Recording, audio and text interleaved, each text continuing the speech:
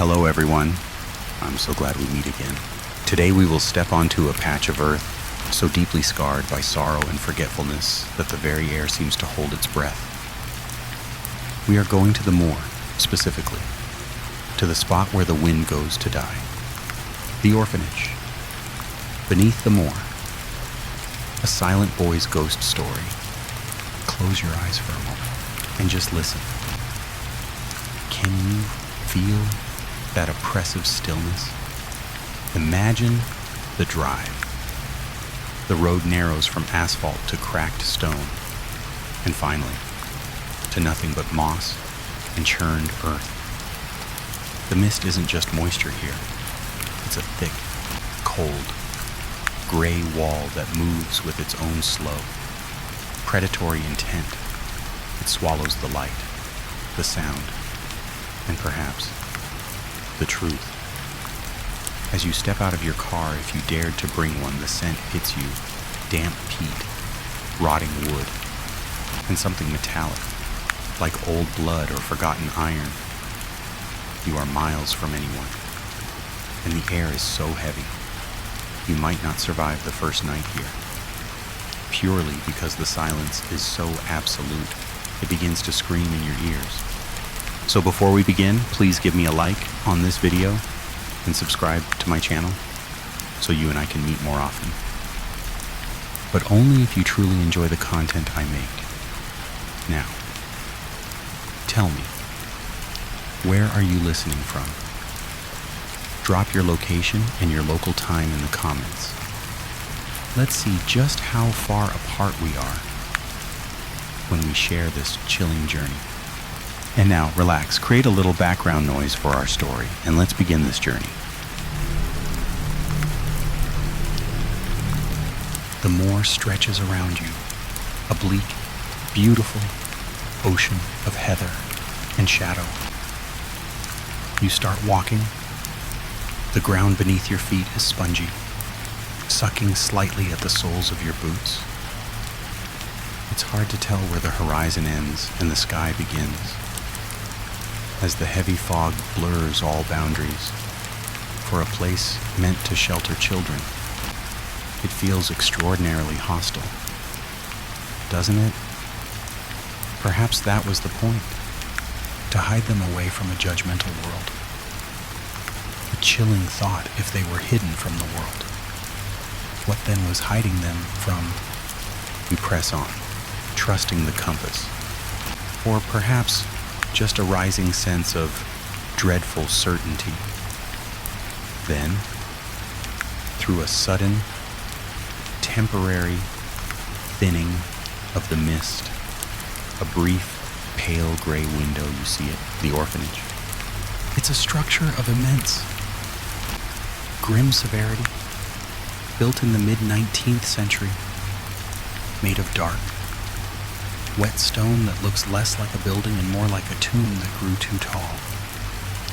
All the windows are shattered or covered in grime, staring out like blinded eyes. The sheer scale of it is meant to instill discipline, and perhaps fear. You can almost hear the echoing footsteps of dozens of small, lonely children walking those cold corridors.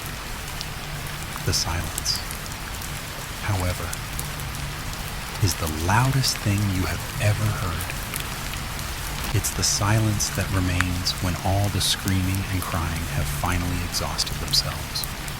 You reach the perimeter. The boundary is marked by an old wrought iron fence, rusted to a deep, terrible crimson. And there, looming before you, is the fading iron gate. It should be closed, locked tight against intruders. But it's not. It hangs open at an unnatural angle. One hinge completely sheared off, dragging slightly on the muddy ground. It seems less like an invitation, and more like a mouth that has simply forgotten how to close. You have to push it further open to slip past. The sound is an awful, prolonged shriek of rusty metal against wet stone, cutting through the heavy silence like a knife. Did you hear that? Did you hear that awful scrape? You hold your breath, half expecting a light to flicker on inside one of the shattered windows. But nothing stirs. Nothing but the slow, heavy movement of the mist, wrapping around your legs like cold, wet shrouds. Now you are on the grounds. The gravel driveway is completely overgrown with weeds and dark, resilient moor grass.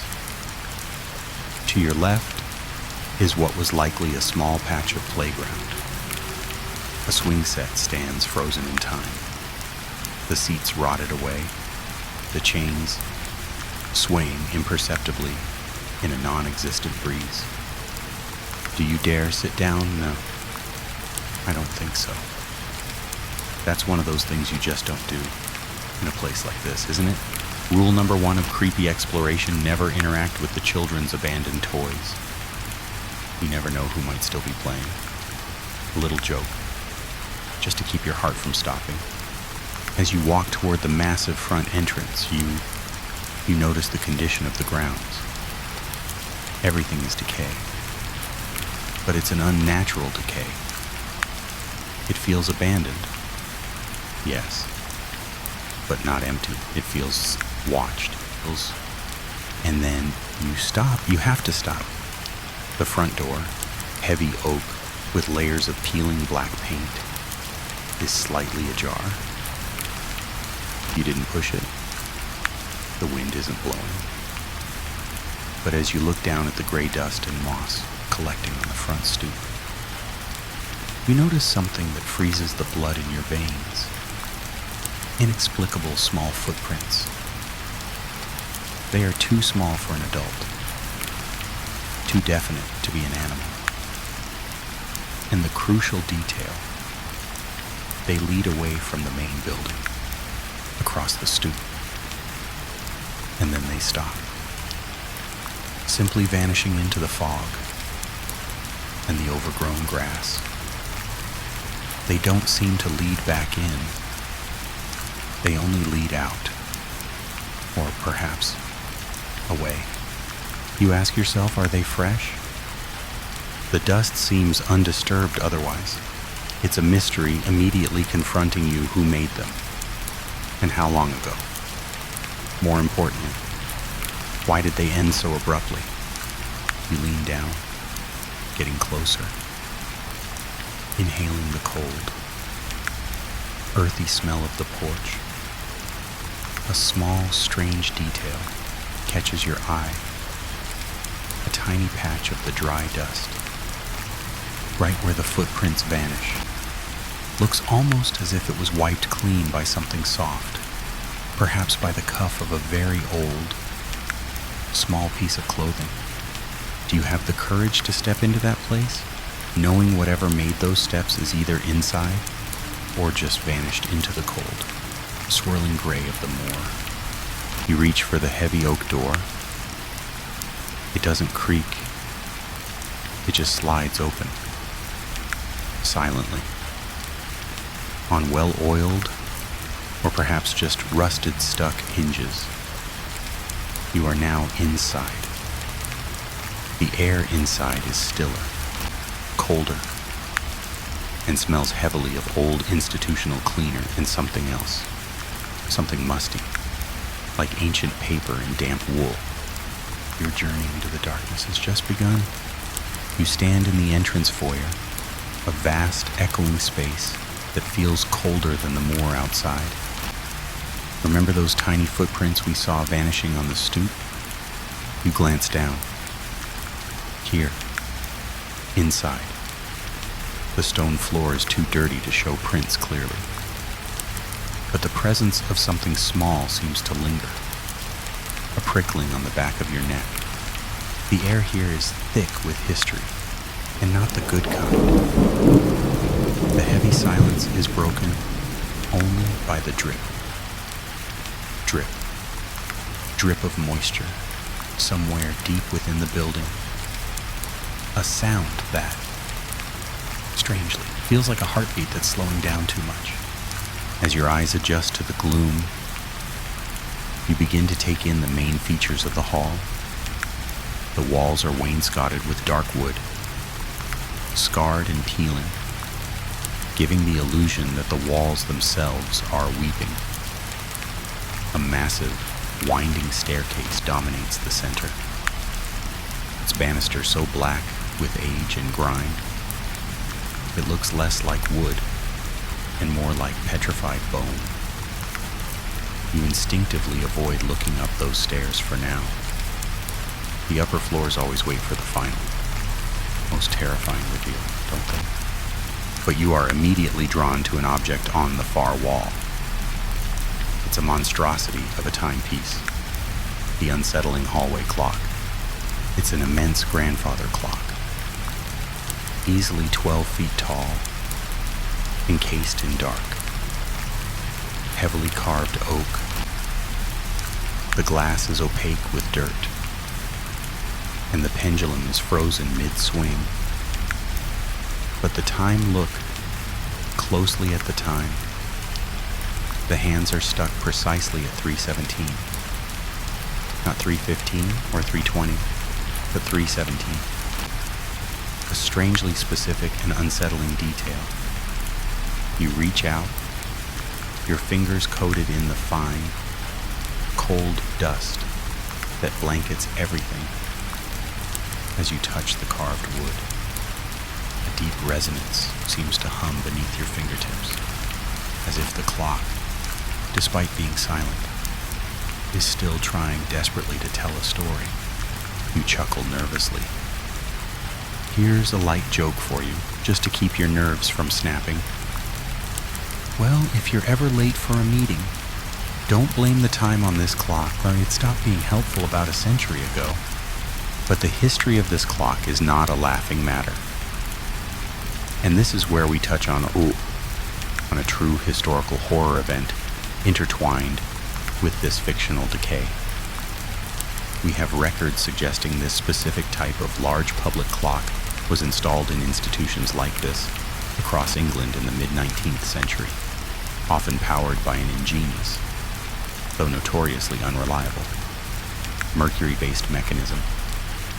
The specific tragedy is tied to the local town, not the orphanage itself, but their fates were inextricably linked. On a cold night in November 1888, the town bell, which was synchronized with this very clock, failed to ring the customary quarter-hour chime. It was a failure that went unnoticed until the following morning. During those silent hours, a fire broke out in the town bakery, escalating rapidly because the night watchman, relying on the missing chime for his rounds, was minutes late reaching that street. 3 families perished. The town was devastated, and the clock here was immediately deemed cursed. Superstitious staff insisted it was the silent hour, the time between 3 Hujras and 4 Hujras a.m. that was to blame. Shortly after that fire, the mechanism of the orphanage clock froze forever at 3:17 a.m. The exact moment the watchman realized his error. An unsettling detail that suggests this place is not just abandoned, but carrying the weight of someone else's guilt. You step back from the clock, brushing the dust from your sleeve. The light filtering in from the few high windows is weak and yellowish, illuminating motes of dust dancing in the air, ghosts of the mundane. We need to move deeper. To the right of the foyer is a door marked reception, but it feels too obvious, too simple.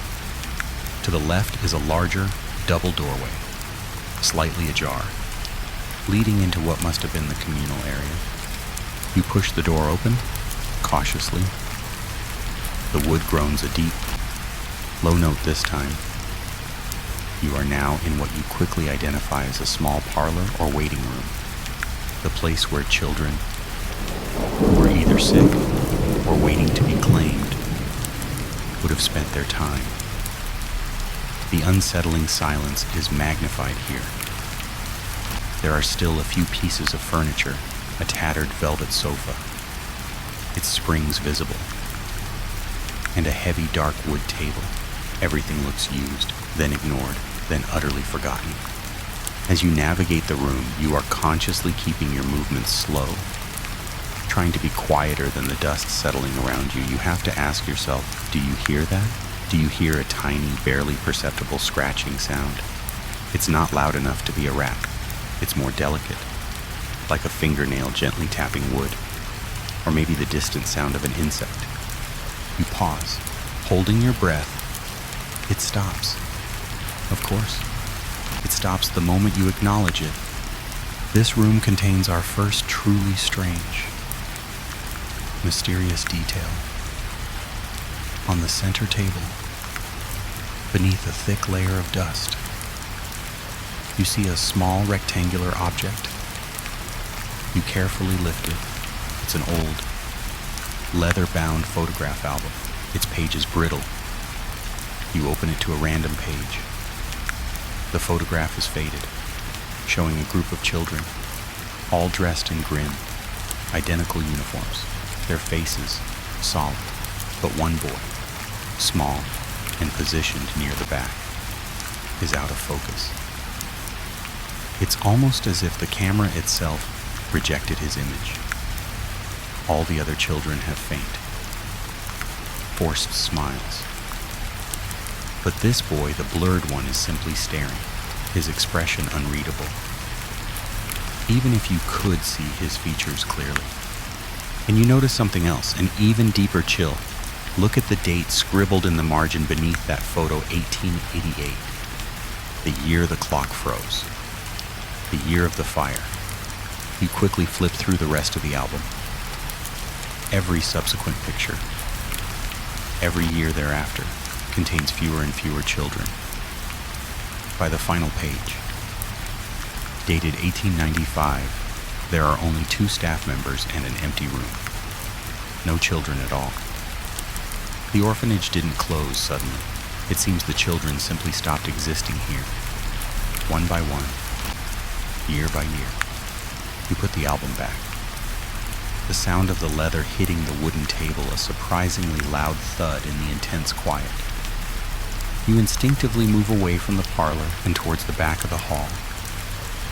The air seems lighter there, almost a draft, pulling you forward toward the interior of the building. You realize this subtle pull is the key to going deeper. You are being led, gently, by the current of cold air, down a long, dark corridor. Your journey has barely begun, and already, you are finding that silence is just a container for 1,000 unspoken screams. You wonder, do you dare to go further? Into the heart of this building where the children vanished, leaving only a stopped clock and a silent, blurred image behind. The cold draft you felt at the end of the main hall is now guiding you down a long, narrow corridor. This is the spine of the building, where the institutional chill truly sets in. The hallway is lined with identical, heavy wooden doors, perhaps 30 of them, stretching into the deep, oppressive gloom. Each one is a silent promise of a small, Spartan room, once occupied by a child whose memories are now merely stagnant air. Look down now. The corridor floor is original, dark slate, covered in decades of fine, undisturbed plaster dust that has fallen from the ceiling. And in that dust, as clear as if they were made moments ago, you see them again, the inexplicable small footprints. They are definitely the prints of a small child, a young boy or girl, perhaps no older than 6 or 7. They proceed with a strange, deliberate quality, not running, not skipping, but a slow, heavy drag. Heel to toe, you start to follow them.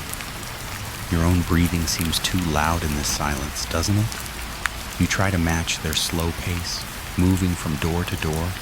Every few steps, you pause, leaning close to the dust, verifying the trail. It's like being tethered to a ghost. The prints lead straight down the center of the hall, ignoring the doors on either side. Another little nervous laugh, if you need it. Well, at least someone around here is keeping the floors interesting. Maybe the last person who cleaned this hall had a very small, very silent assistant. As you track these tiny, silent steps, you realize the air is getting colder. Concentrating at the far end of the hall, the lack of natural light down here is absolute. The gloom is so thick it feels less like shadow and more like a physical material pressing against your eyes. You pass the 7th door on the left. It's unmarked, like all the others. But something catches your attention. You stop and turn back.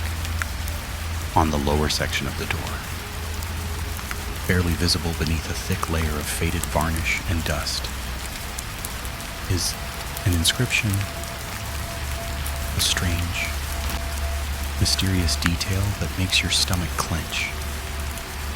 Scratched deep into the wood, likely with a small nail or a sharpened toy, is a single word, Elias.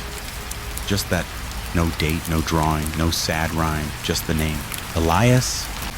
Remember the unsettling blur in the photograph album from part 2? The one child the camera couldn't quite capture. Was this his room? And if he carved his name here, decades ago, why are his footprints leading away from this spot now?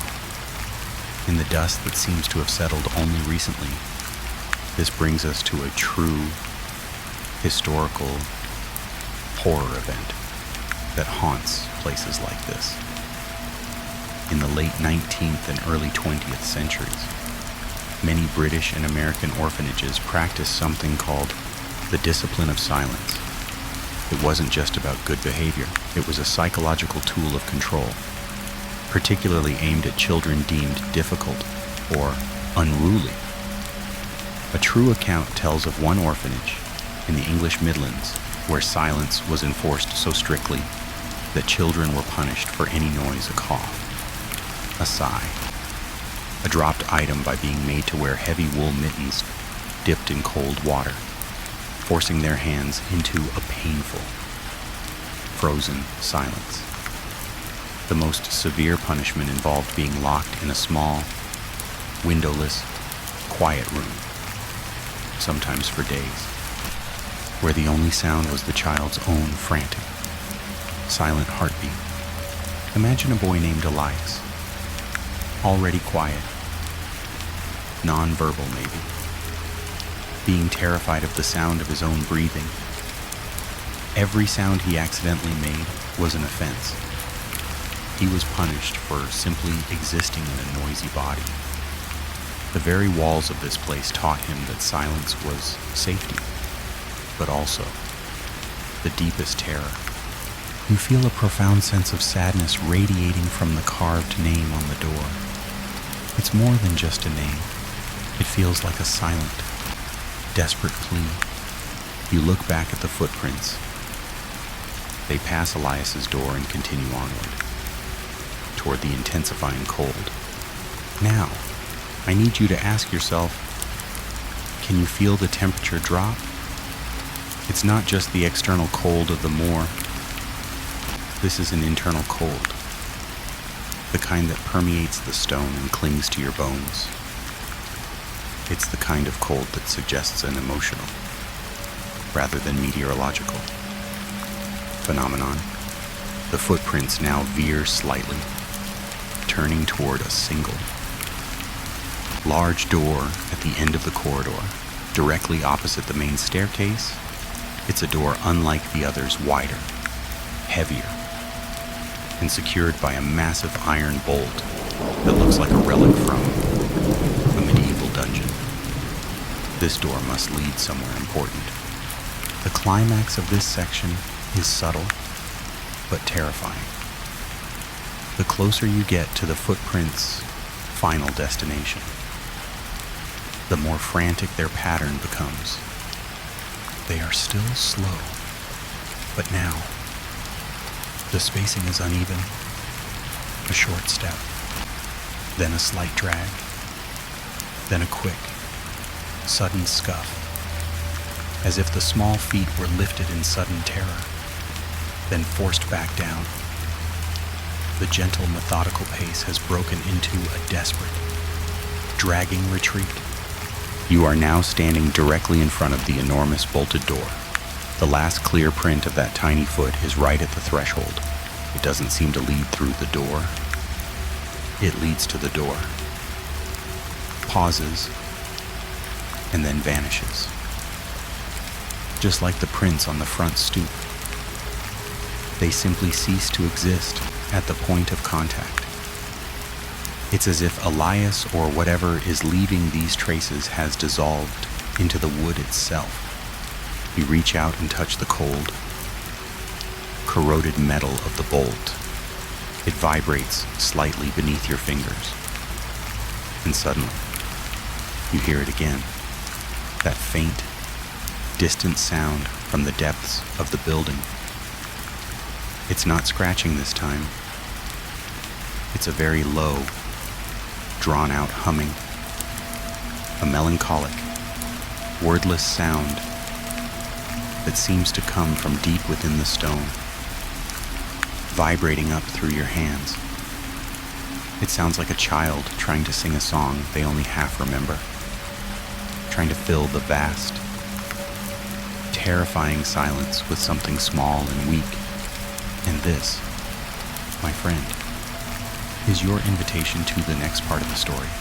You have followed the prints of the silent boy to a locked, formidable barrier, and now you hear his lonely, quiet song on the other side. You have to find out what is behind that door.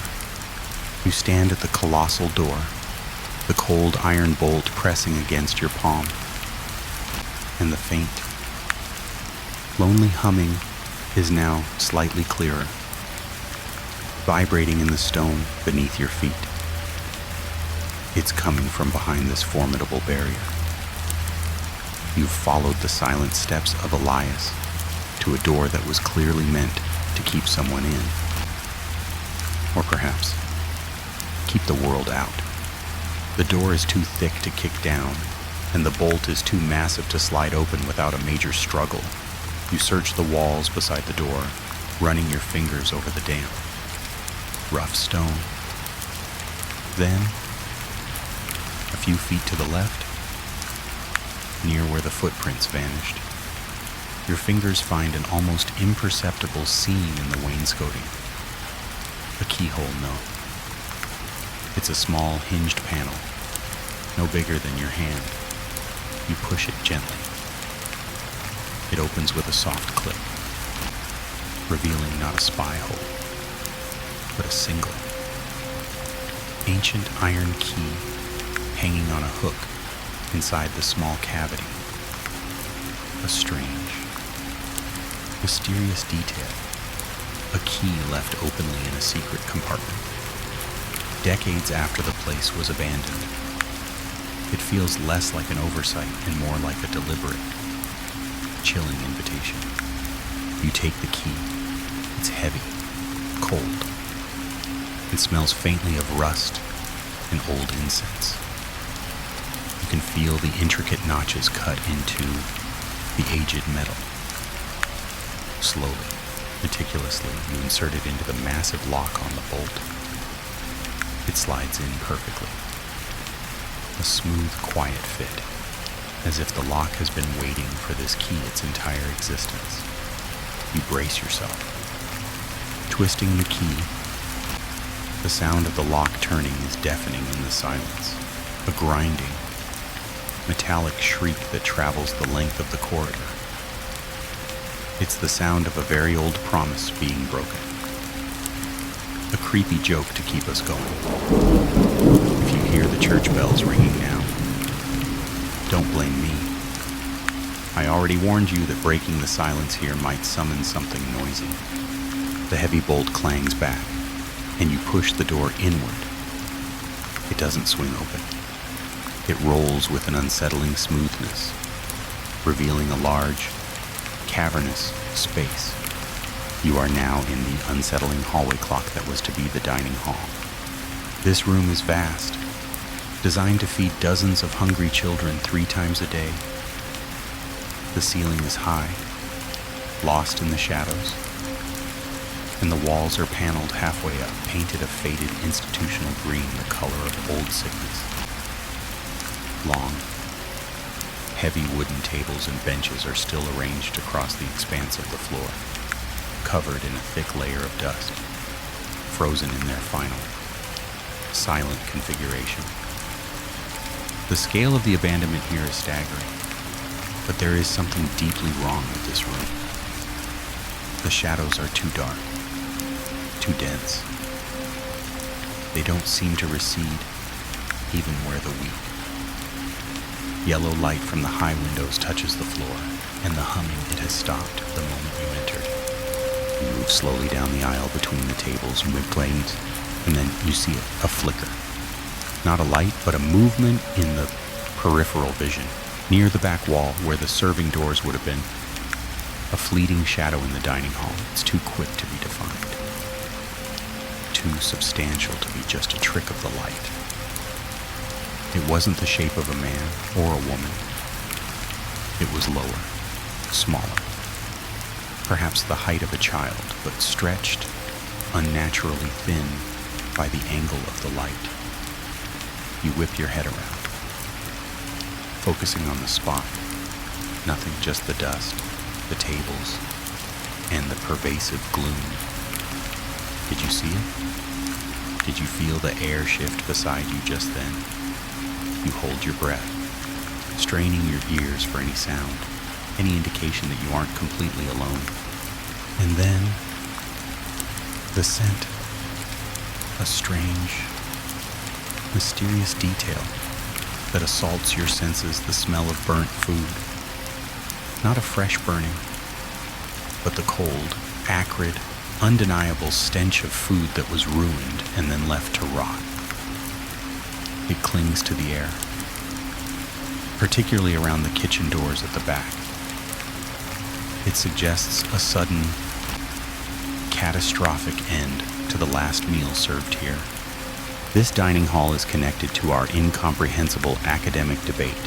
No one knows for sure why the headmaster of this institution implemented the 1 meal in silence rule. Academic texts recovered from the period argue whether it was a cost-saving measure. Children, they reasoned, would eat less if not distracted by conversation, a spiritual practice encouraging reflection and prayer, or simply another form of psychological control, eliminating the one time children could easily communicate and bond. The debate centers on the ethics of feeding children in enforced silence. Was this practice just a strange custom, or was it a specific form of cruelty designed to isolate the most vulnerable? We may never know the answer, but standing here, surrounded by these silent, dusty tables, you feel the weight of countless lonely meals. As you reach the center of the room, you realize you are standing exactly where the footprints would have ended had they continued through the door. And then you look down at the floor and notice the pattern of the slate tiles. This is a true historical horror event in the 19th century. In some institutions, there were rare, documented cases of staff using coded floor patterns. They were a bizarre way for certain officials to track children who were deemed trouble. The patterns weren't visible to the children themselves, but when seen from a specific angle, perhaps from the headmaster's office above, the way the children gathered around the tables would form shapes that staff used to identify their ringleaders. It was a chilling form of surveillance. You can't see the pattern from here, but you feel the paranoia clinging to the stone. Were the children ever truly free from the watchful, silent eyes of the adults?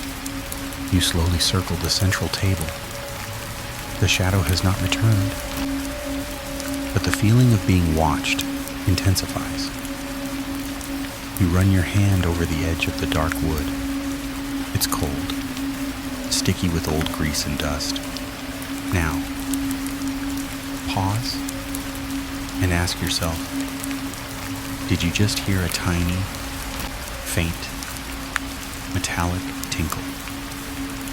It sounded like a very small bell, maybe the size of a thimble, shaken once, very softly, far in the distance. This is an important detail. We will return to this sound later, but for now, that small, soft sound is your only warning. The stench of burnt food is strongest now, pulling you toward the back of the hall, toward the kitchens. But just before you step through the service archway, you look back at the enormous room. The long, empty tables stretch away into the gloom.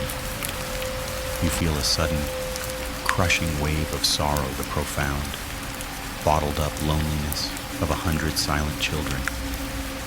It is overwhelming, a psychic pressure that makes your knees weak. You shake off the feeling, determined to press on. You are here to find Elias. In every unsettling detail, every silent step, every smell of burnt sorrow is leading you deeper into his quiet hell. The kitchen awaits. You leave the oppressive silence of the dining hall, stepping through the service archway and into the kitchen area. The stench of burnt food is now overpowering, a heavy, cloying scent of despair and spoiled provisions. The kitchen is a maze of stainless steel, or what was once stainless steel. Now, it's covered in a grim, oily film of dust and age.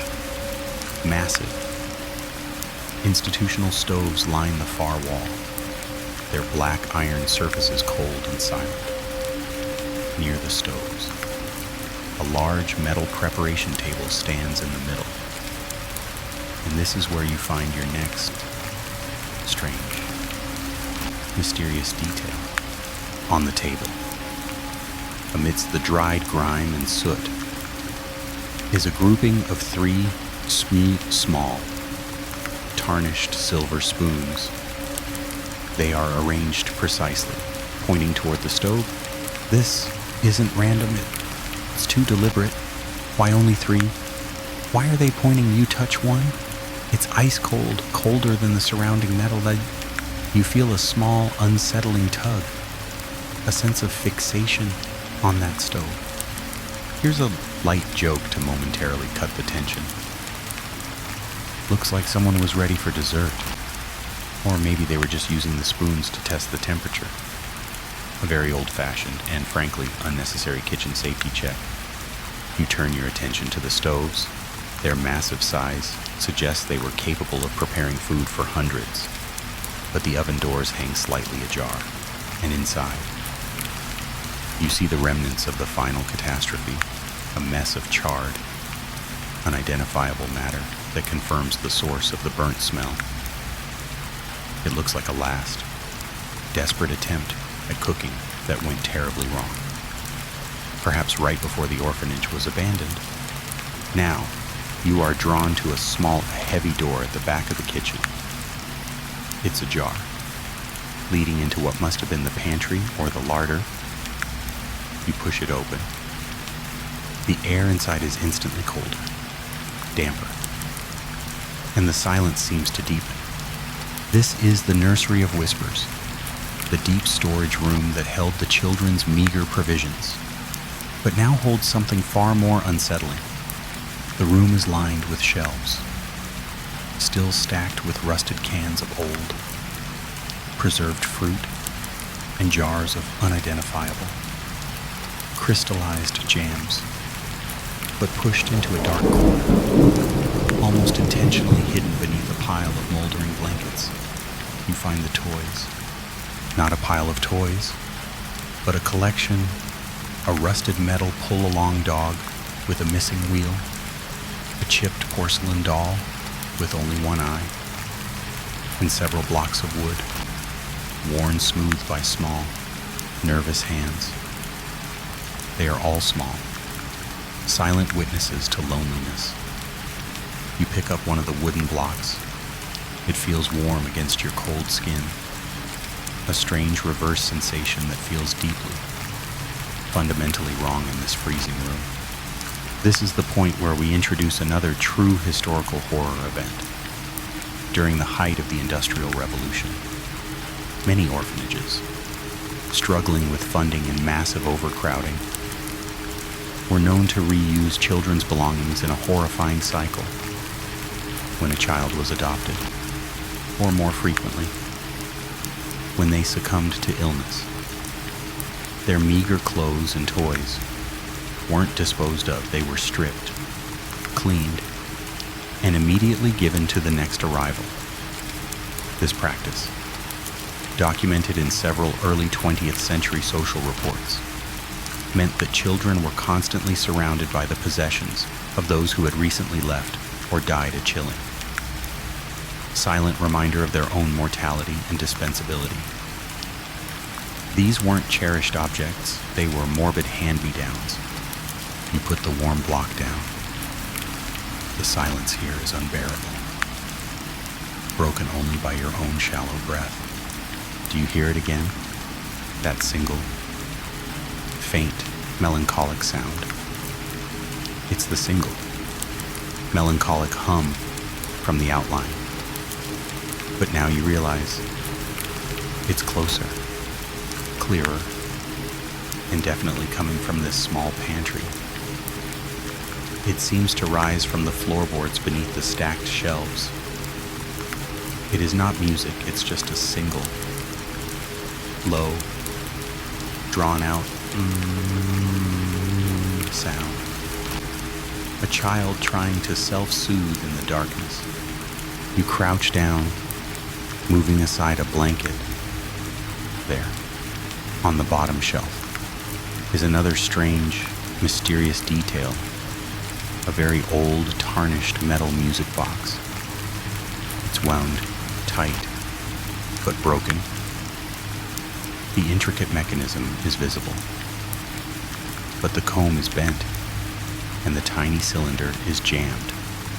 Yet, the humming is coming from it. It's the hum that should be coming from the box, the ghostly silent echo of the note it can no longer play. It's like the residual sound of a memory, caught in the air. The climax here is the sudden, chilling conviction that you are not just hearing a sound effect. You are hearing the sound of Elias trying to be silent. His hum is the noise he made to mask the sound of his own crime. Or maybe the noise he made to cope with the silence of the discipline. You reach for the music box. As your fingers brush the cold metal, the humming suddenly increases in intensity. A rapid burst of sound that seems to vibrate the very air in the small pantry. It's a rapid sentence of horror that quickly relaxes again. The hum swells to an audible, sustained pitch, then instantly cuts out, plunging the pantry back into an absolute, breathless silence. You snatch your hand back. Did you feel that? The sudden presence, the overwhelming rush of cold air that momentarily choked you? It was the feeling of a deeply repressed emotion being violently released, only to be instantly, ruthlessly clamped down again by the enforced silence of this place. You are left alone again with the dusty toys and the cold, unplayed music box, the small footprints, which you haven't seen since the dining hall, feel very close now. You realize that following those footprints, following the sound of the silent boy's desperate hum, is the only path forward. You feel a strange sense of obligation to the owner of that name, Elias. You have found his toys. You have heard his song. Now, you must find his story. The silence crashes back after the abrupt cessation of the humming music box. You stand in the pantry, surrounded by the remnants of Elias's brief, silent life, the warm wooden block, the broken music box. You feel a pull, a subtle shift in the air that tells you the story is waiting somewhere else, somewhere deeper. You leave the pantry and re-enter the main kitchen, passing the stove and the strangely arranged silver spoons. Your focus is now drawn to a separate, heavy door near the service archway, marked with faded bureaucratic lettering, Headmaster's Office, strictly private. Of course, if anyone holds the key to the orphanage's dark history, it would be the man who enforced the silence. The door is locked. But thankfully, not with a massive bolt, it has an old tumbler lock. The kind that might respond to a little persuasion. A quick, necessary joke. If you happen to have a skeleton key handy, now would be the time. Otherwise, you and I are about to become experts in vintage lockpicking, or, failing that, just very loud intruders. You manage to pry the latch open with a firm shove, the wood protesting with a dry, splintering crack. You are now inside the forbidden chamber. The headmaster's office is small, dark, and still feels intensely charged with authority. A large, imposing desk dominates the center of the room, made of dark, heavy mahogany. Everything on the desk is coated in a thick, velvety layer of dust, except for one very unsettling thing. Your eyes catch the corner of a leather-bound book that lies on the desk. It's a huge, intimidating ledger, the cryptic logbook, and it's open. The dust on the pages surrounding the book is thick, yet the pages beneath the book itself and the immediate surface where it sits are conspicuously clean, as if someone had just placed it there. A strange, mysterious detail that suggests a recent presence. Who opened this book? And why did they leave? You approach the desk slowly, the old floorboards groaning slightly beneath your weight. You look down at the ledger. It's filled with elegant, looping copperplate script, detailing the daily operational expenses of the orphanage: coal, bread, staff wages. But the last page, the final entry, is different. The handwriting is frantic, jagged, and seems scrawled with tremendous urgency. The date is December 24th, 1899, and the entry reads, "The silence is failing us. I hear them, even when the clock is stopped. The small one, the silent disturbance, is growing bolder. He is not making noise, but the absence of it is too loud. Today, Matron found the spoons again, arranged in the kitchen, pointing. I have confined him to the isolation ward beneath the kitchens, where the Moor clay will smother the vibration. God help us if the silence breaks." You read the words again. The silent disturbance. This confirms your fear. Elias was not a troublemaker. His very presence, his silence, was perceived as a supernatural threat to the rigid order of the orphanage. And the spoon arrangement, remember the 3 spoons pointing at the stove from part 5. They are a recurring motif, a small, unnerving signal. This brings us to a true historical horror event, one that directly impacts the psychological horror here. In the late 19th century, in certain religious institutions, the concept of quiet possession gained traction.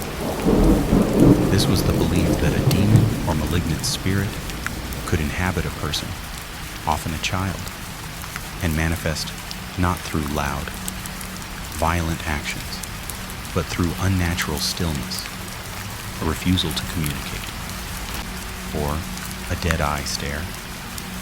These children were subjected to silent, often cruel, exorcisms and isolation, designed to force the entity out by breaking the host's resolve. The headmaster's frantic entry about the silent disturbance confirms he wasn't dealing with a difficult child. He was dealing with what he genuinely believed was a demonic force residing in a small, nonverbal boy. You realize the chilling truth: Elias wasn't locked away for being loud. He was locked away for being too quiet. You look away from the logbook, feeling a profound wave of sympathy for the boy. You notice something else in the room.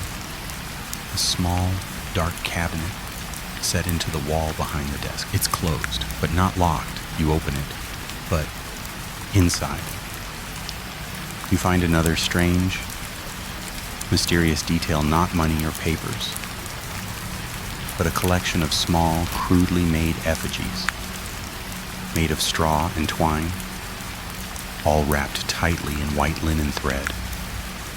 They are clearly folk magic, designed for protection, or perhaps for control. All of them are intact, except for one. One effigy has been violently torn apart, the straw scattered, and the linen thread unraveled completely. It sits next to a small dusty bell the size of a large thimble. Did you hear that sound again? The tinkle you heard in the dining hall from part 4? You look at the bell. Was this the source? Was it this bell, tied to that effigy, meant perhaps to control the silent disturbance? And now released. The climax of this part comes from the realization that you have the next clue.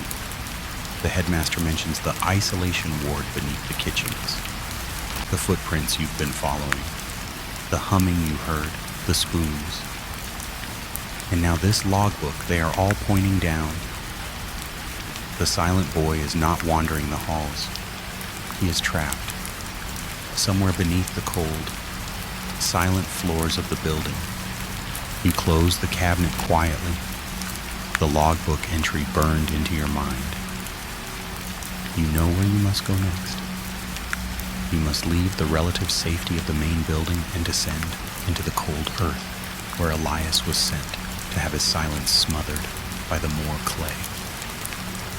Your journey is taking you from the forgotten world above to the silent grave beneath. Do you dare descend to the isolation ward? The headmaster's frantic entry: I have confined him to the isolation ward beneath the kitchens, where the Moor clay will smother the vibration, is the compass pointing you down. You leave the chilling stillness of the office, passing through the kitchen again, mindful of the 3 spoons still pointing their silent accusation at the stove. The kitchen floor is solid stone, offering no immediate path down. You move to the back wall, where the vast, black iron stoves sit, cold and brooding. You begin a meticulous search, running your hands along the cold, greasy tiles, searching for a seam, a catch, anything that suggests a hidden passage. It takes time, your senses straining in the gloom. You stop at the central stove, the largest one. You notice the heavy iron grate beneath it is slightly misaligned. You kneel down, peering into the dust and soot. You find a heavy, rusted iron loop, barely visible. You grab the loop and pull. It requires immense effort, a grinding, terrible sound of decades of rust being torn away. The entire stove assembly, hinged near the wall, begins to lift, revealing a gaping, dark hole in the floor, the concealed entrance to the hidden basement stairs.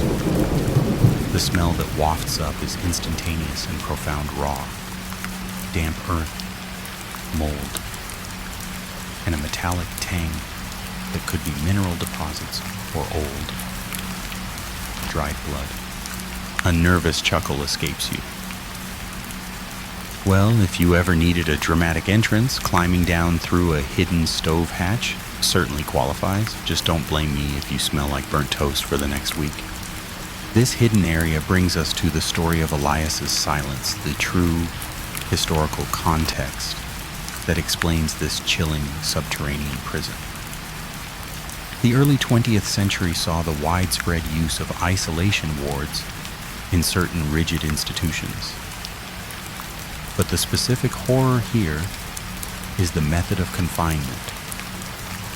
Elias, a nonverbal child who communicated through small gestures, humming, and perhaps the arrangement of objects like the spoons was perceived as having a spiritual vibration that was disrupting the orphanage's oppressive silence.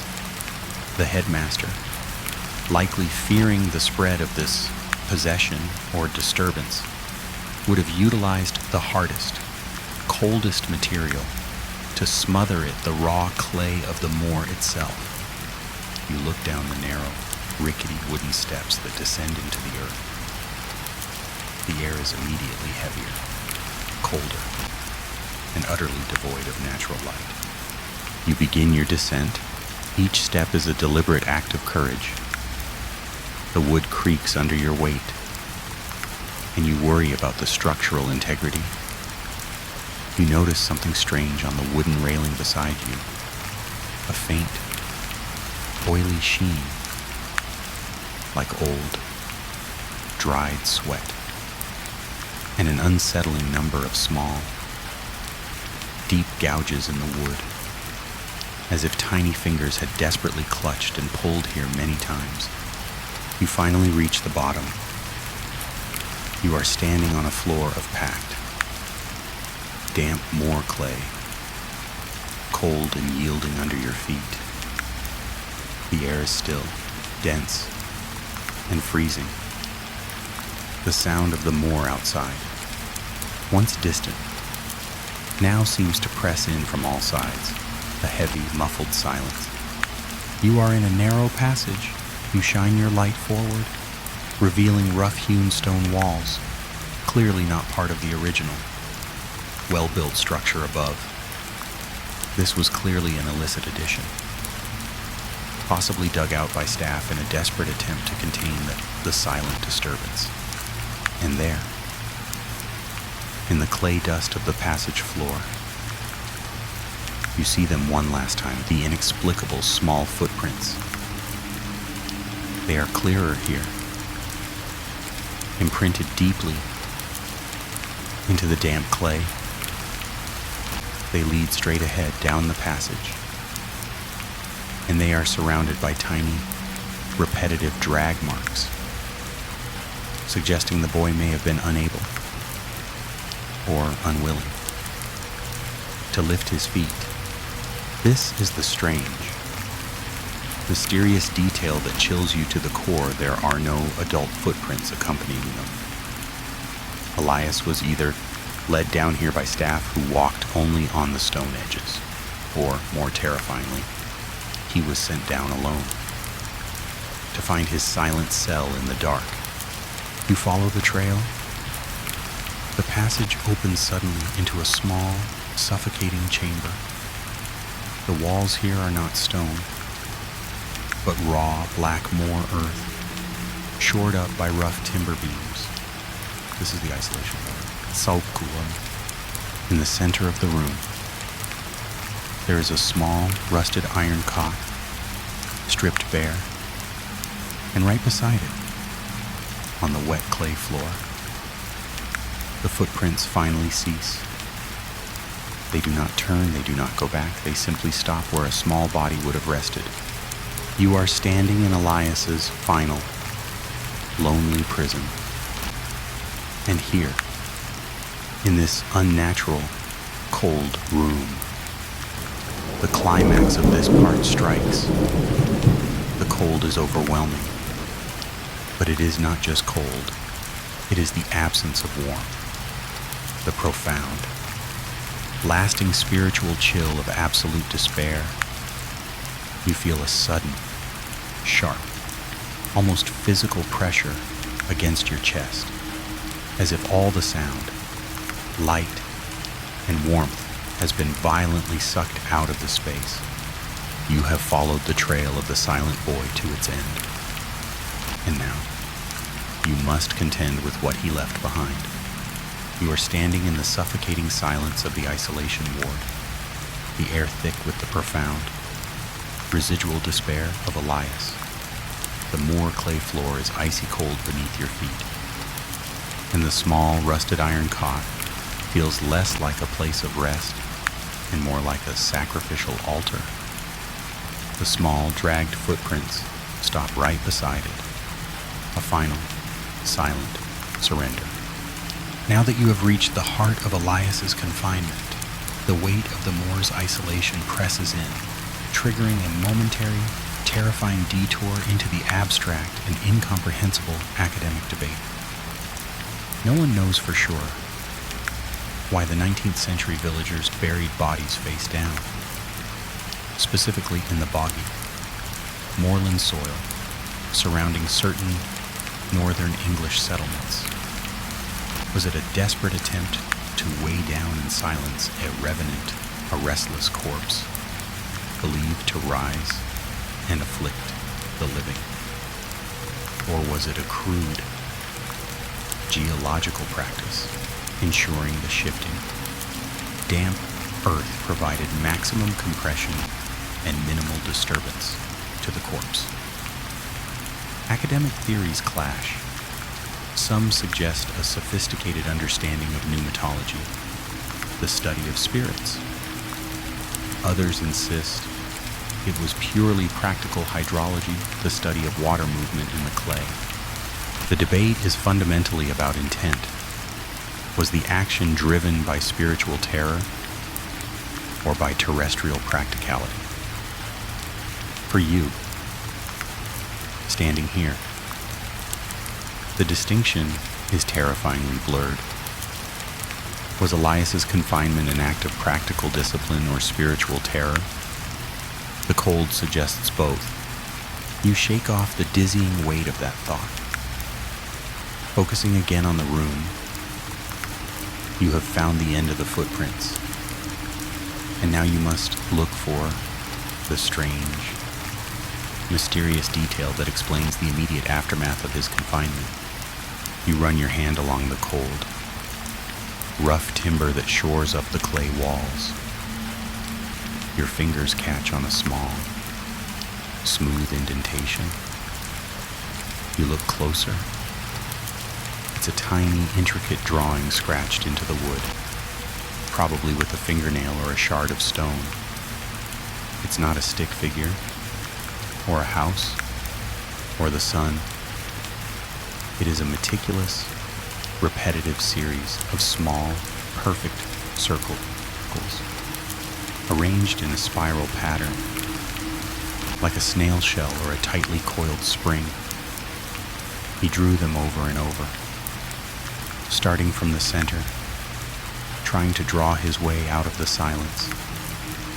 It is a silent dialogue with himself, a visual expression of his inability to speak. Now, you focus on the iron cot. You reach out and touch the cold frame. A true historical horror event ties into the cruelty of this final resting place. In many asylums and isolation units of the late 19th century, iron cots were sometimes deliberately heated or cooled using primitive piped water systems running beneath the floor. As a form of sensory torture, a documented account mentions the fever fright bed, where patients were subjected to intense temperature shifts to shock them back into compliance. You feel the iron now it is colder than the Moor clay, unnaturally so, suggesting that this wasn't just a bed, it was a mechanism of profound, systematic cruelty. It was designed to punish him for the vibration of his life force, A nervous joke, whispered softly. Well, at least you won't need an ice pack down here. If this place were ever open to the public, the chilling air conditioning would be a definite selling point. You pull your hand away from the cold metal. You hear it again, the faint, distant, metallic tinkle. The small bell, the size of a thimble, that you associated with the ripped effigy in the headmaster's office, part 6. This time, it's closer, muffled, and seems to come from beneath the cot. You must look. You kneel down on the cold, damp clay, shining your light into the narrow space between the cot frame and the floor. You see nothing at first but packed dirt. You reach under, pushing your fingers into the cold, damp earth.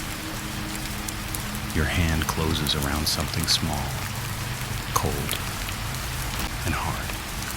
You pull it out, and it's a tiny leather pouch, stained black with more water and age. It is tied shut with a piece of frayed, tough twine. And sticking out from the top, you see a flash of tarnished silver. You carefully work the twine loose. Inside the pouch is the source of the sound, a tiny, tarnished silver bell, no bigger than your thumbnail. It's not attached to anything. But nestled within the pouch is something else, a small, carefully folded piece of linen, probably torn from a shirt.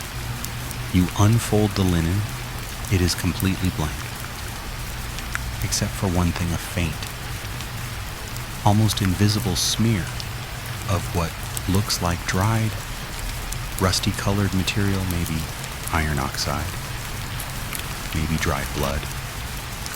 But the most important detail is the shape of the smear. It is a perfect, tiny fingerprint, a child's fingerprint, pressed into the linen and folded away with the bell. This is the climax of the section.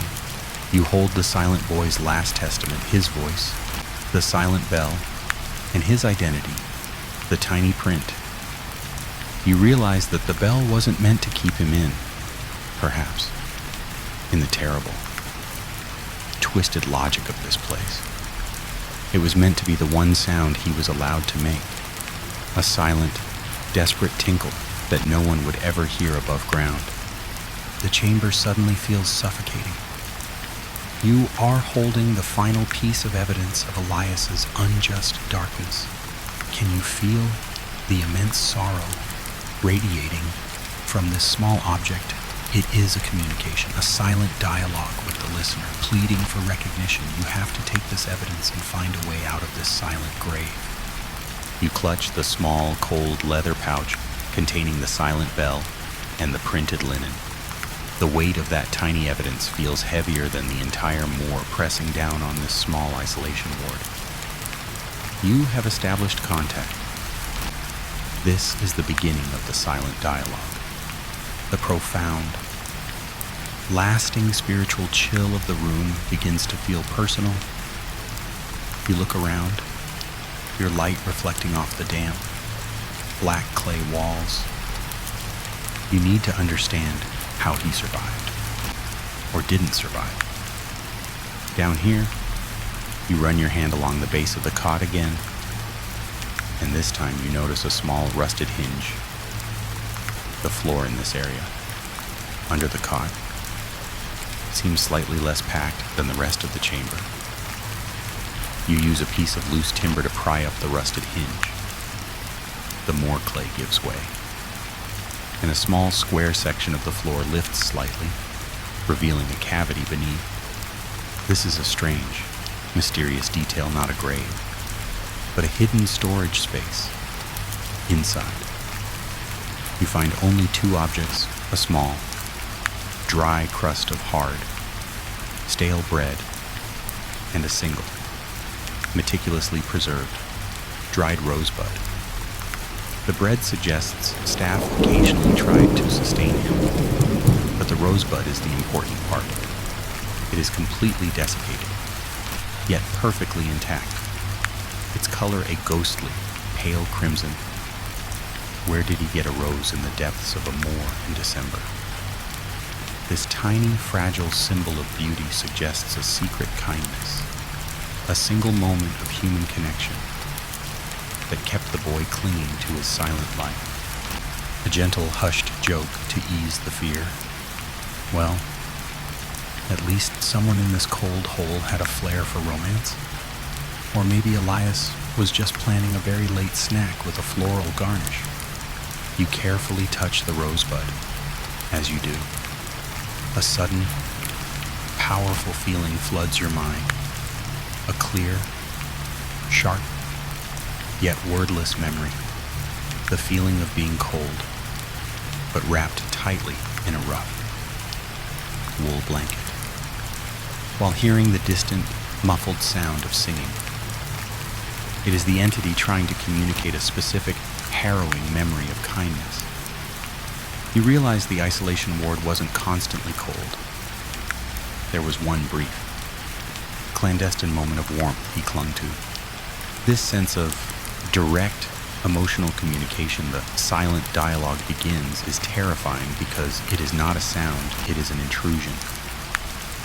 It's the moment when you sense a direct, tangible presence of sorrow and gratitude radiating from the entity itself. We are now faced with an incomprehensible academic debate. What is the nature of residual haunting? Is it a psychic imprint? A mere playback of emotional energy trapped in the walls, the scientific, materialistic view? Or is it a conscious, lingering personality, capable of selective interaction and communication, the spiritual, animistic view? The academic disagreement centers on whether Elias's residual energy is simply playing back the cold, or if he, the conscious entity, is deliberately showing you the hidden warmth of the rose and the blanket. You feel the consciousness in the cold, a chilling thorn in the sleep-inducing atmosphere. You stand up, your heart pounding from the intensity of the shared memory. You look around the isolation ward, now realizing that the walls were not his only prison. The silence was his keeper. You move toward the passage that leads back to the kitchens above. Your light flashes across the wall, and you catch sight of something hanging on a nail. Near the passage entrance, a long, frayed strip of dark fabric. You pull it down, frayed. It's a staff uniform cuff, made of thick, coarse wool, and sewn onto it.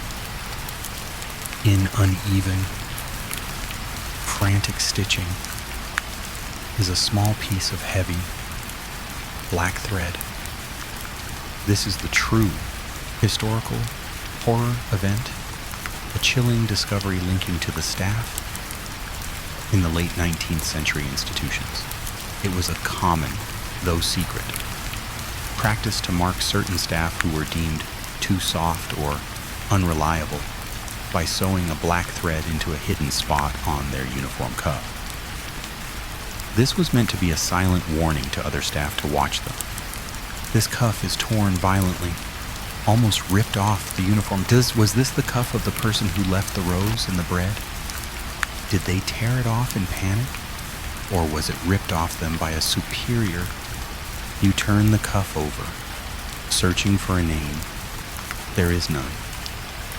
But pressed into the rough wool, you find the final, undeniable, strange, mysterious detail of this section, a faint, almost hidden impression where a small bell once was, not sewn on but pressed in, as if a weight was placed on a bell resting against the cuff. You recall the tinkle you heard earlier, part 4, part 8. Was this cuff pressed over the little silver bell to muffle the sound, to silence the only voice Elias had, perhaps by the very person who was trying to help him? The climax of this part is the realization that the tragedy here is not just Elias's loneliness, but the staff members' desperate, a silent failure to save him. The isolation ward was the stage for a silent, desperate struggle between kindness and institutional cruelty. And cruelty won. You have the silent bell and the silent memory. The only way out is back through the stove. You start climbing the steep, wooden steps, feeling the heavy, cold presence of Elias clinging to your back, no longer silent, but screaming the story of his forgotten kindness into your soul. You emerge from the hidden passage beneath the stove, pulling the heavy iron grate back into place. The sudden return to the cold, greasy air of the kitchen feels jarringly normal after the profound, soul-chilling cold of the isolation ward. You clutch the small leather pouch containing Elias's silent bell and the printed linen. The memory of the dried rosebud and the secret warmth is the only thing that guides you. Now that you are back in the main building, you realize you haven't truly escaped. You have simply relocated the focus of the haunting, the sounds, the movements. They are no longer confined to the darkness beneath. They are now with you. You move quickly, silently, toward the dining hall, needing to orient yourself. You glance at the 3 silver spoons still pointing at the stove. Part 5. They seem to pulse with a low, silent warning as you step into the vast, empty space of the dining hall. You pause. The atmosphere is different now. The crushing sorrow you felt earlier. Part 4 has been replaced by a subtle, unsettling air of observation. Can you feel the shift in the gloom? It's as if every shadow has turned its head to watch you. You focus your light on the walls, specifically near the large serving hatch leading to the main foyer. And there, you find a strange, mysterious detail that was hidden in the gloom before. Scrawled high up on the institutional green paint, almost near the ceiling, is a series of childlike tally marks. Not just a few, but hundreds, grouped in neat little 5s, charting an immense period of time. It is a silent, desperate countdown. You try to estimate the number. It's too high for weeks, too neat for random vandalism. It represents a precise, terrifying measurement. The number of silent meals the children were forced to eat in this room. This is Elias's way of communicating the duration of his suffering, not with words, but with an endless tally. You realize this is tied to a true historical horror event, the phenomenon known as counting compulsion in institutions, in environments of extreme control and sensory deprivation. Children often develop compulsive, repetitive behaviors, counting steps, cracks, or breaths out as a means of retaining a semblance of control and sanity. The tally marks are not just a record. They are a sign of profound psychological damage inflicted by the discipline of silence. As you move closer to the marks, you hear it again, the closest and clearest it has been, yet the single, melancholic hum. Part 5. It is coming from a spot directly beneath the vast, high table where the headmaster would have sat, overseeing the silent meals. It is a low, sustained sound, like a deep resonance in the floorboards. You lean down to the table, and then you see the climax of this section. The shadow in the dining hall returns.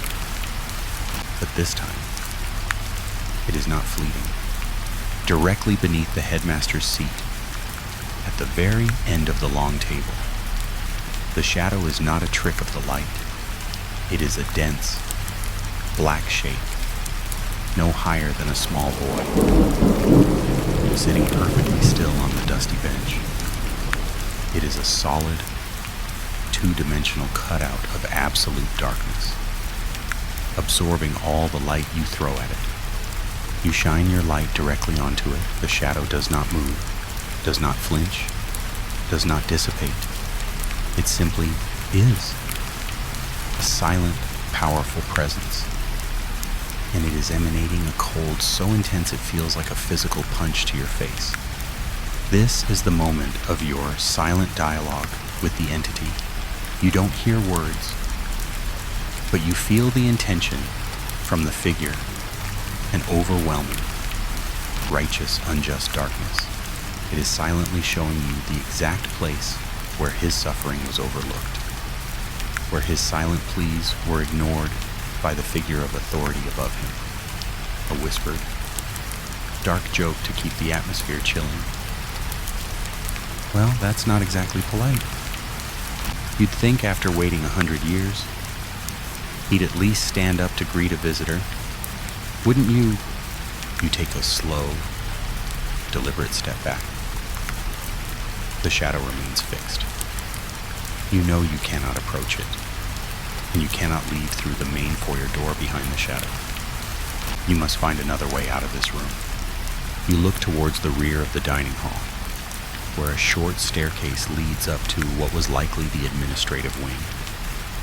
The silence is broken by a new, subtle detail, the faint, rhythmic drip, drip, drip you heard earlier in the foyer. Part 2 is now clearly audible from that staircase.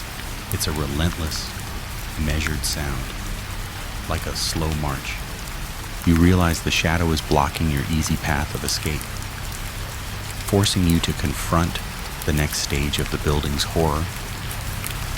You turn and begin to move quietly towards the administrative staircase. The immense, silent, black figure of Elias, watching your every move from his seat of judgment in the deep shadows of the dining hall. The hum follows you. A silent, vibrating thread pulling you deeper into the web of the unjust darkness. You turn your back on the silent, sitting shadow in the dining hall and move towards the administrative staircase. The rhythmic drip, drip, drip, the slow, measured sound of water is louder now, a precise, clockwork tempo that cuts through the profound silence. The staircase is short, leading up to a landing that opens into a long, dark corridor. This was the administrative wing, the realm of the adults, filled with the paperwork and ledgers that tracked the children's misery.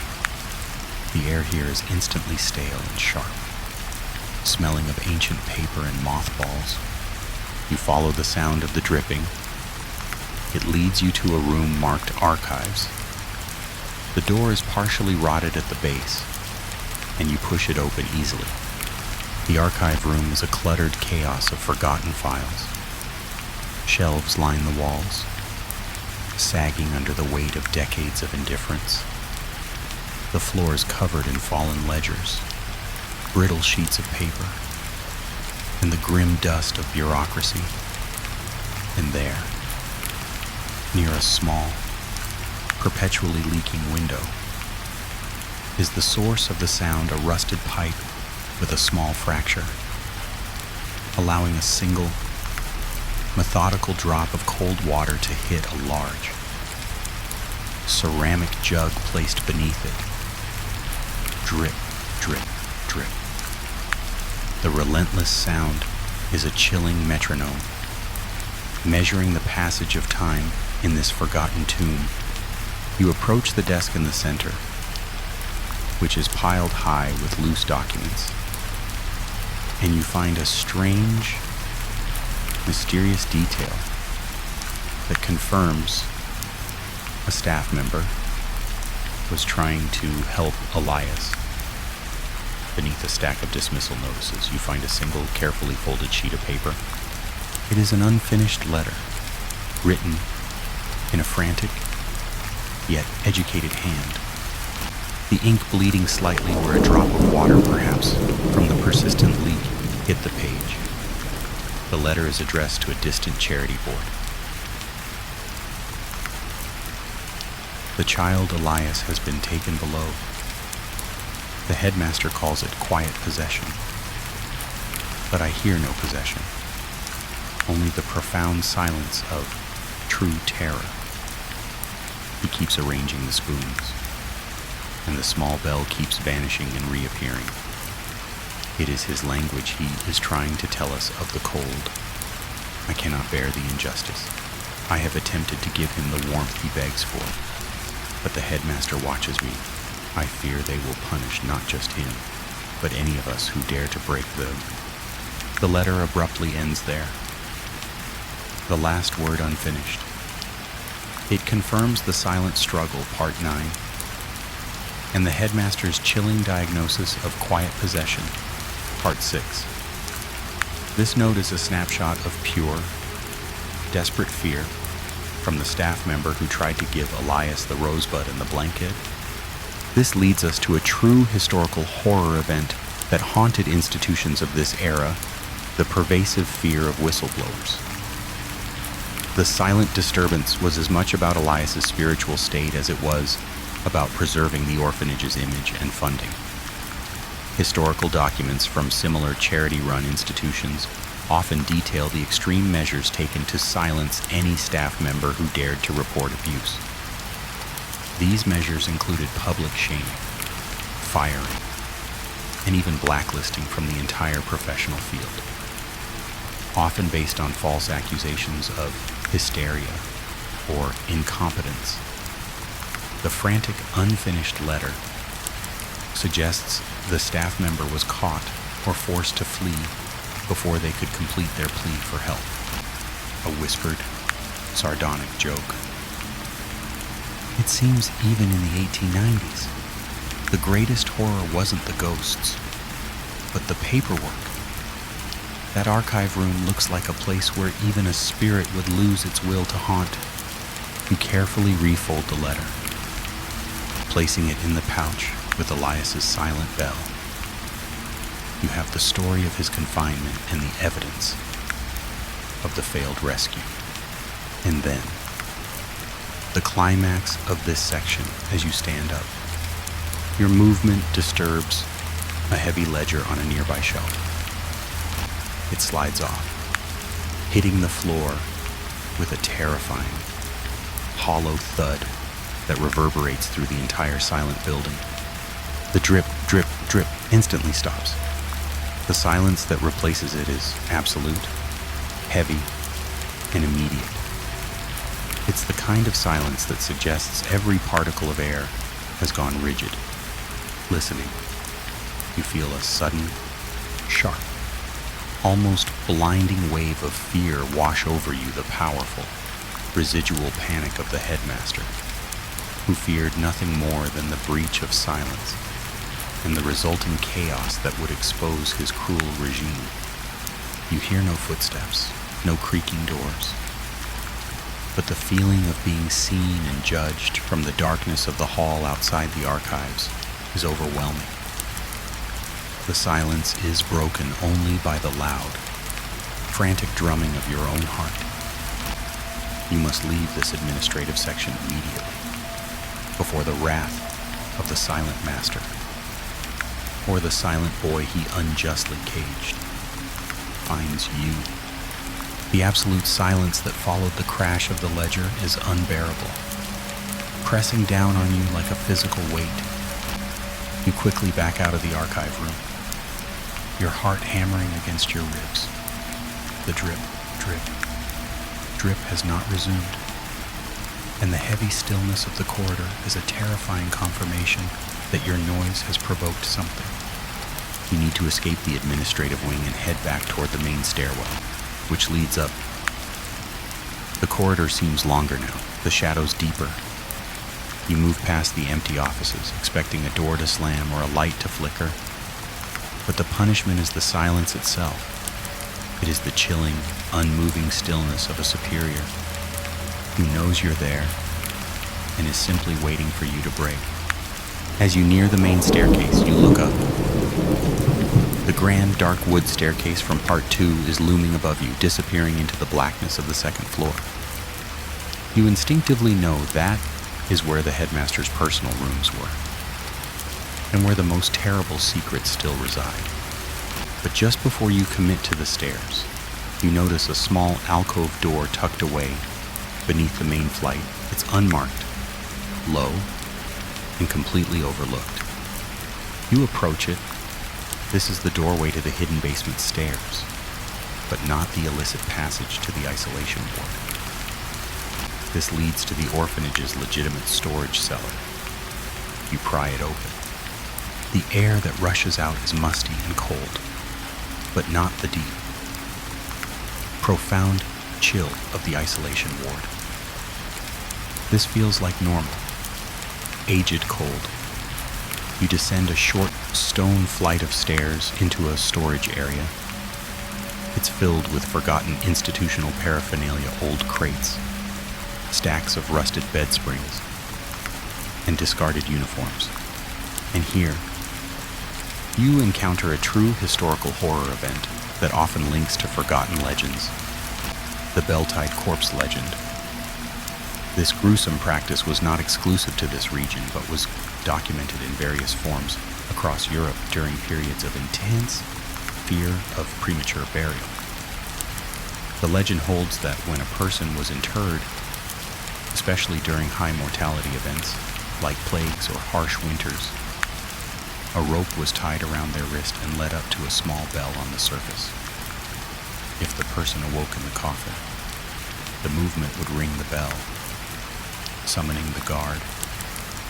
The horror here is the anxiety, the thought that a child, particularly one prone to silent, death-like states like Elias, who barely moved or spoke, might have had this done to them, not to save them from burial, but to ensure they were truly dead before the bell rope was cut. A dark, necessary joke to maintain the sleep-inducing fear. If you happen to hear any ringing now, don't investigate.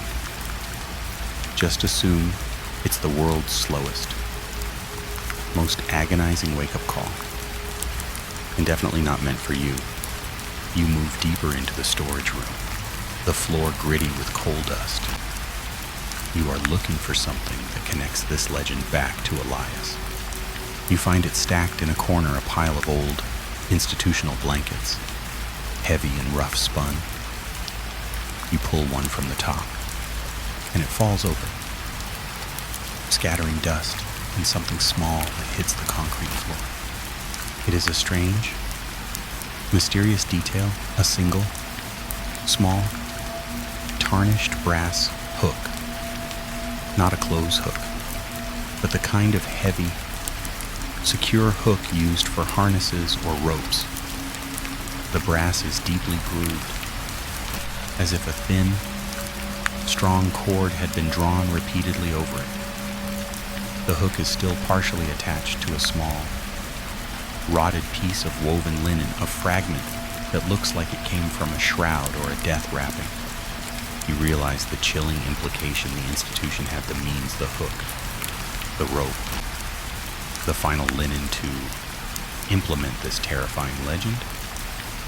Was Elias merely confined in the isolation ward, or was he later subjected to this final silent check? You hear a sound. It is not the hum, and it is not the drip.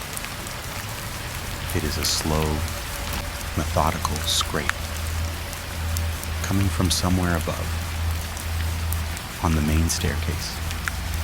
Scrape, drag, scrape. It sounds like something heavy and soft being dragged down the wooden stairs, one step at a time, moving with an agonizing slowness that is designed to maximize terror. The climax of this section is the realization that the scrape is the sound of the silence being broken by the entity, the unjust darkness from the dining hall. Part 10 is moving, descending, and it is heading toward you. Elias's silence has been broken by your intrusion, and now his slow, vengeful sound is tracking you through the building. You quietly back out of the cellar, pushing the alcove door shut, but not completely locking it. You must now face the main staircase, the source of the terrible scraping sound, and ascend to the headmaster's domain, or risk being cornered in the oppressive darkness below. Do you dare climb the stairs, knowing what slow, heavy thing is descending toward you? The slow, agonizing scrape, drag, scrape coming from the main staircase. Part 12 is the sound of the silence breaking, the physical manifestation of Elias's lingering, unjust sorrow. You know you cannot stay cornered near the archives. You must ascend to face the source of the authority that imprisoned him. You creep out of the administrative wing and approach the main staircase, the imposing dark structure that dominates the foyer. The scraping sound stops. The heavy silence returns. But it feels different now. It's not empty. It's charged, like the air before a storm.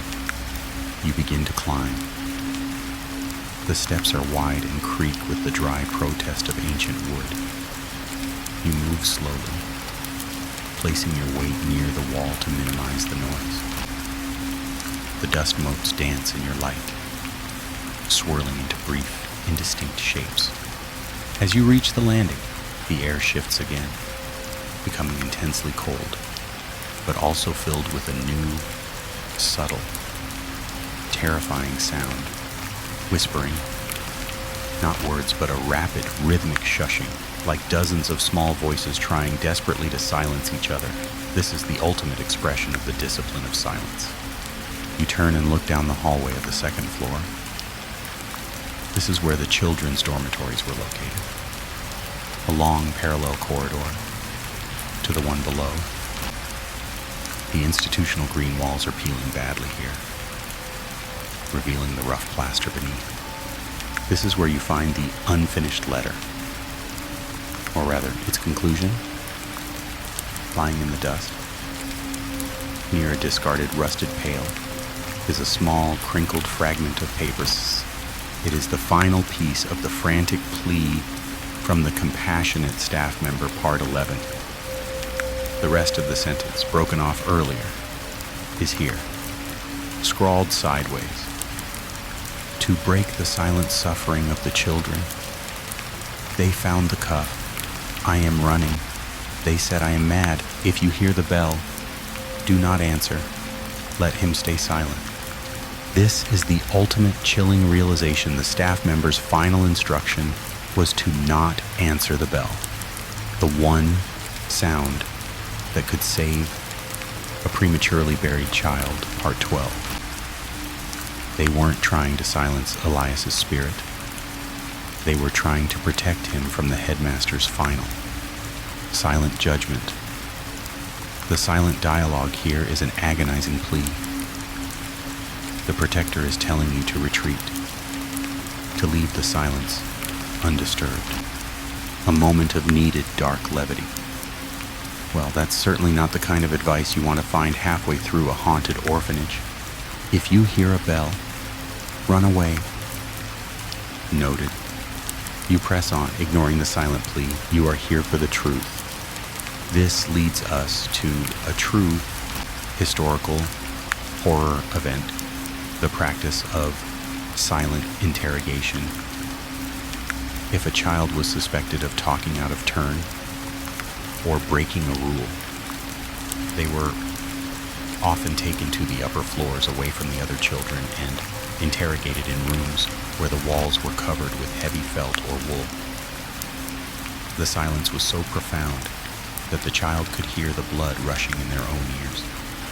Historical accounts describe this as acoustic torture, designed to break the child's will, not with pain, but with the terrifying echo of their own isolated thoughts. You stop outside the largest room on the second floor, likely the former headmaster's private sitting room. The unjust darkness that sat in the dining hall, Part 10, is intensely focused here. The temperature drops sharply again. The cold so profound it burns in your lungs. Then, the climax of this section as you put your ear to the locked door. The faint, rhythmic shushing of the silent whispers intensifies to a frantic, buzzing sound. It sounds like a sudden, chaotic release of pent-up noise, Yitol. It's a rapid sentence of horror. Then relax again, and you hear, clearly, one single, wordless sound from within the room. A sharp, desperate, high-pitched thump against the heavy silence. Not a bang, but a single, profound impact, the sound of a small, soft thing being thrown against a wall. Instantly silenced. The whispering immediately cuts out, and the silence returns, heavier than ever, satisfied. You realize you have just witnessed, or rather, heard, the emotional echo of the headmaster's final, silent act of violence against the boy who refused to be broken by silence. The single, high-pitched thump is the chilling thorn in this sleepy atmosphere. Elias was not just confined. He was violently suppressed right here, in the headmaster's private domain. The final door awaits your terrible discovery. The sudden, horrifying thump inside the headmaster's sitting room, Part 13, followed by the immediate, dense silence, has left you rigid on the landing. You are standing directly in the epicenter of the psychological violence that defined Elias's final hours. The overwhelming cold and the lingering psychic residue of fear are a palpable presence. You know the truth is behind that door. But it is locked, a heavy brass handle. Clearly meant to project authority and keep the world out. You search around the door frame and find what you might have expected, a small, antique key tucked beneath a peeling piece of wallpaper.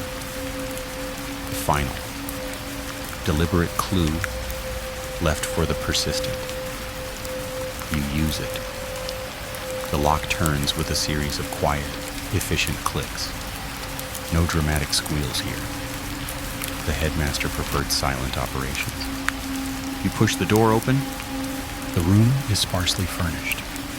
A large dark wool rug, a massive, imposing armchair, and a single, unadorned writing table facing the window. The window, high and narrow, looks out over the desolate expanse of the moor, offering a view of absolute, unforgiving loneliness. This room was a place of judgment, where the headmaster silently watched the moor and the children he governed. You approach the writing table, where the headmaster would have sat, on the surface, amidst the dust.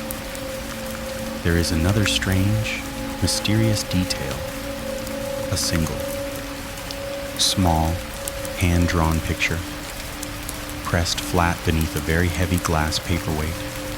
It's drawn in charcoal, crude but moving, a picture of a small, silent boy standing alone in a dark, empty room, surrounded by dozens of tiny, smiling faces drawn on the walls.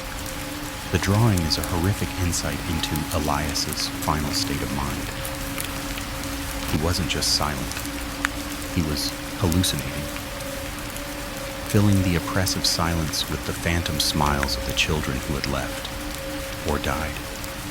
The terrifying part, the heavy glass paperweight is still vibrating slightly beneath your touch, resonating with the residual energy of the thump you heard moments ago. This leads us to a crucial, true historical horror event, the phenomenon of sensory deprivation hallucination, documented in several mid-19th century isolation reports. When confined in absolute silence and sensory coldness, a child's brain would desperately try to create stimuli, leading to auditory hallucinations, the whispers, and visual ones, the smiling faces. Elias wasn't possessed. He was being destroyed by silence, forced to populate his prison with ghosts, a whispered, unsettling joke.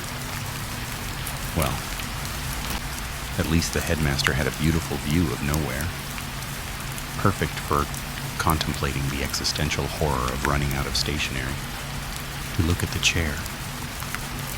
The dark wool of the armchair is heavily matted and worn.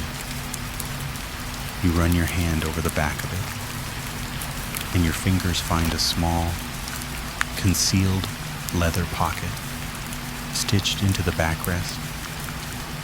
You pull out the contents. It is a small, tightly bound package wrapped in black twine. You unwrap it, and your blood runs cold. Inside is a collection of tiny, child-sized clothing fragments, a sleeve from a shirt, a patch from a pair of trousers, and a small worn shoelace. But the most horrifying detail is a small, frayed piece of coarse gray wool, the same fabric used in the headmaster's chair. And tied to the end of that wool is a thin silver wire, coiled tightly. This is the ultimate climax of the section, the climax of the whisper. You realize the truth. This chair was not just a seat. It was a surveillance device. The headmaster, obsessed with the silent disturbance, had the tailor stitch a thin, highly conductive metal wire. The strange, mysterious detail of the silver wire through the wool of the chair, likely connected to a crude listening device or an external sounding board in the next room. He didn't just enforce silence, he monitored the silence, listening for any telltale vibration or internal noise from the children below. And then, it happens. The humming you heard intermittently, parts 510, the single, melancholic hum, suddenly returns. It is not distant now. It is here, inside the small bundle of wool and wire. It intensifies rapidly, surrounding you not just in your ears, but vibrating against your fingertips, resonating with the silver wire. It is the sound of Elias's essence, caught in the surveillance loop, screaming his final, wordless protest through the headmaster's own listening device. Do you hear it? It's a low, sustained frequency, building pressure in your skull. The humming is so intense it feels like the air is ripping. It is Elias, trapped in the loop of his torment, finally having his silent, terrifying voice heard, right at the center of the control that sought to destroy him.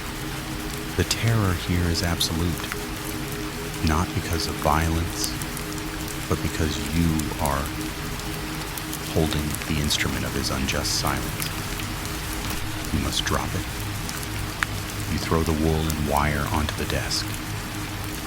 The humming immediately drops back to a faint, residual echo, and the cold silence reclaims the room. The experience is over, but the memory, the vibration, is now etched onto your soul.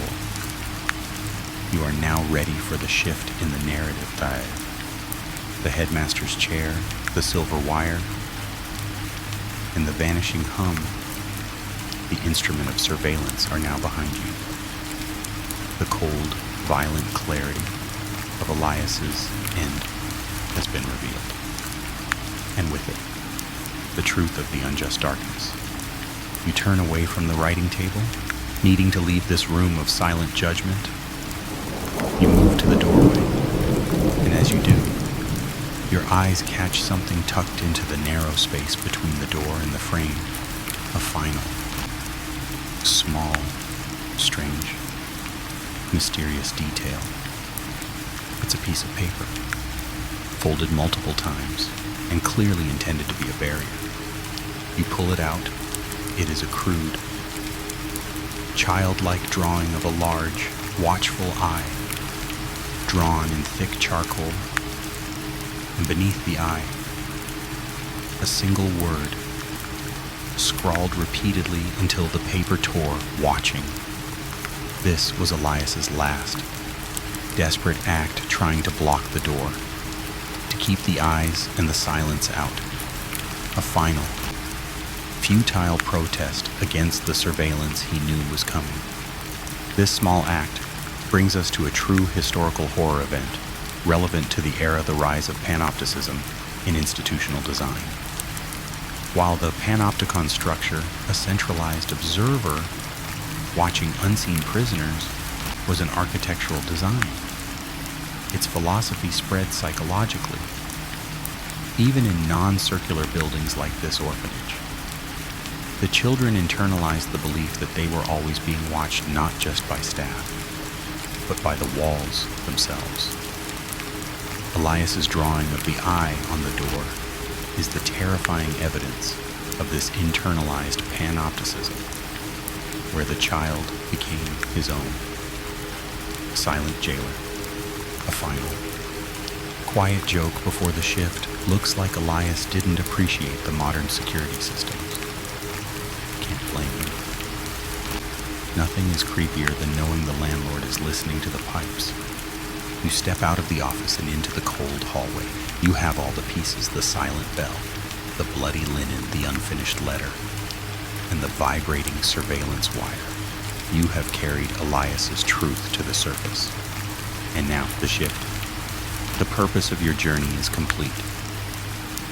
You have exposed the unjust darkness, and it is time to lead the listener gently away from the fear, back to the safety of the sleeping world. The cold in the hallway begins to recede, no longer burning but settling into a neutral chill. The oppressive feeling of being watched softens, giving way to the simple melancholy of an abandoned building. The dense shadows no longer feel predatory, they feel tired, heavy with the weight of old dust and settled neglect. You begin your descent of the main staircase, not creeping, but walking slowly, deliberately. Each step is no longer a risk, but a release. You feel the floorboards beneath your feet, stable and real. The air is still, but the silence is no longer a weapon. It is an emptiness. The silence of a house that has finally finished its screaming. You pause on the landing, looking back down the long corridor of the second floor, the dormitory wing. You no longer hear the frantic shushing. Instead, you sense a profound, quiet stillness. Elias's story is told, his silent plea heard. The rage, the unjust darkness, is settling, perhaps because you carried his truth out of the shadows. You reach the foyer, standing by the cold, frozen clock. Part 2. The hands are still stuck at 3:17, but you look past them, toward the main, heavy oak door. The fog outside seems to be lifting, a pale, milky light filtering in from the moor. The atmosphere is calm, reflective. You find yourself slowing your breathing, letting the tension seep out of your shoulders. The building feels less hostile and more like a massive, sleeping monument to sorrow. You feel a gentle gratitude from the residual presence, a sense of quiet closure. The journey is nearly over. You have faced the terror of the silence and emerged carrying the memory of the silent boy. All the sounds, the scrapes, the drips, the frantic echoes are gone, replaced by the profound quiet of history settling back into the earth. Let the calm wash over you, pulling you gently from the moor's cold grip and into the soft promise of a dream. You stand in the foyer, the air cool but no longer hostile. The oppressive chill has lifted, replaced by the residual, neutral cold of a long abandoned structure. You carry the evidence of Elias's silent suffering, the tiny bell, the staff member's frantic note, and the weight of his story no longer feels like a curse, but a solemn obligation. The atmosphere is calm, reflective. As you move toward the front entrance, you push the massive oak door, which groans softly, a gentle sigh this time, not a metallic shriek. You step out onto the front stoop, and the vast gray expanse of the moor opens up before you. The fog has thinned considerably, revealing the dark, resilient heather and the winding, barely visible path back to the road. As you stand there, looking out, a final, clear, and profound emotional memory is transmitted to you, the ghostly lesson. It is not a sound or an image, but a deep, sorrowful understanding. It is the entity trying to communicate a specific, harrowing memory of its life through a vision or strong emotion. The overwhelming, simple desire for a single, unpunished smile. Elias, the silent boy, was tormented not for making noise, but for his inability to express joy in the grim, silent environment. The smiling faces he drew on the walls. Part 14 were his unfulfilled last wish. The lesson, the deepest horror, was the suppression of the human spirit, the denial of simple, natural happiness. The transmission is brief, but leaves you feeling exhausted, yet profoundly empathetic. You realize the true terror of the unjust darkness was not the ghost, but the living, oppressive system that created him. This memory brings up a subtle, chilling detail, the strange, mysterious detail of the spoons. Part 5. You realize the 3 silver spoons pointed not at the stove, but towards the light, the large kitchen window. In his silent language, Elias was pointing toward the outside world, yearning for escape, for the simple light of day he was denied. This spiritual communication leads us to an incomprehensible academic debate, but one focused on the calm after the haunting. No one knows why certain objects like the tiny silver bell, Part 8, or the smooth, worn wooden block, Part 5, seem to retain a powerful psychic charge. Long after the associated energy has dissipated? Is it because they were imbued with the owner's most profound emotion, the spiritual view? Or is it a purely chemical reaction, where the unique composition of the metals or organic materials perfectly captures and preserves an electromagnetic signature, the materialist view? The argument is slow, academic, and dry, focused on the transference of sorrow from the silent child to the inanimate object. To be yeasty, the debate is a long, winding road that gently leads the mind away from immediate fear towards a reflective, calm space. You begin to walk, following the barely visible path across the moor. The spongy ground gives slightly with each step, a soft, yielding embrace. The cold air is clean now, scrubbed by the moor's endless wind, carrying only the the scent of wet earth and heather. A quiet, reflective joke, spoken mostly to yourself. Well, at least the air quality is improving. Wouldn't want to leave this place with an unresolved case and a chest infection. You look back at the dark silhouette of the orphanage, already being softened by the mist, reforming on the moor's edge. It is sinking back into the silence from which it came. Its story now safely carried with you. The sound of the wind, once a terrifying whisper, is now just the rhythmic, gentle rush of nature, guiding you back towards the world of the living. The pace of the narrative slows further. Your sentences are longer, less fragmented, mirroring the gentle pace of your walk. The tension has been replaced by a quiet contemplation. The chilling thorn of the tragic memory now just a faint, cold pressure against your thoughts. A reminder of the silence you broke and the soul you freed.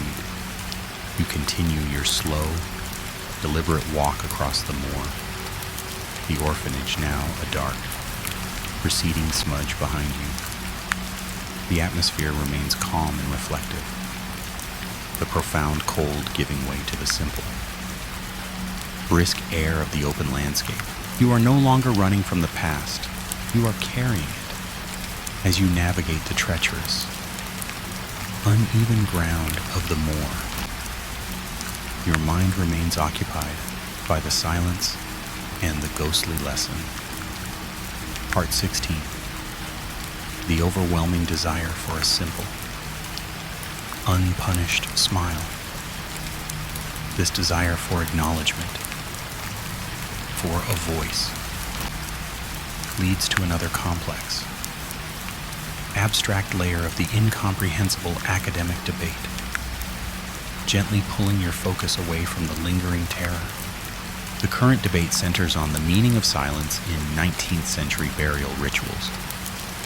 No one knows for sure why specific communities in the moorlands adopted customs that required absolute, enforced silence during the preparation and lowering of a child's body into the ground. Was it a theological act, a belief that absolute silence at the graveside prevented the devil from claiming the soul? Or was it a psychological coping mechanism, a communal way to contain the unbearable grief of losing a child by bottling up all external emotion? The discussion is long and slow, touching on obscure religious texts and forgotten medical journals.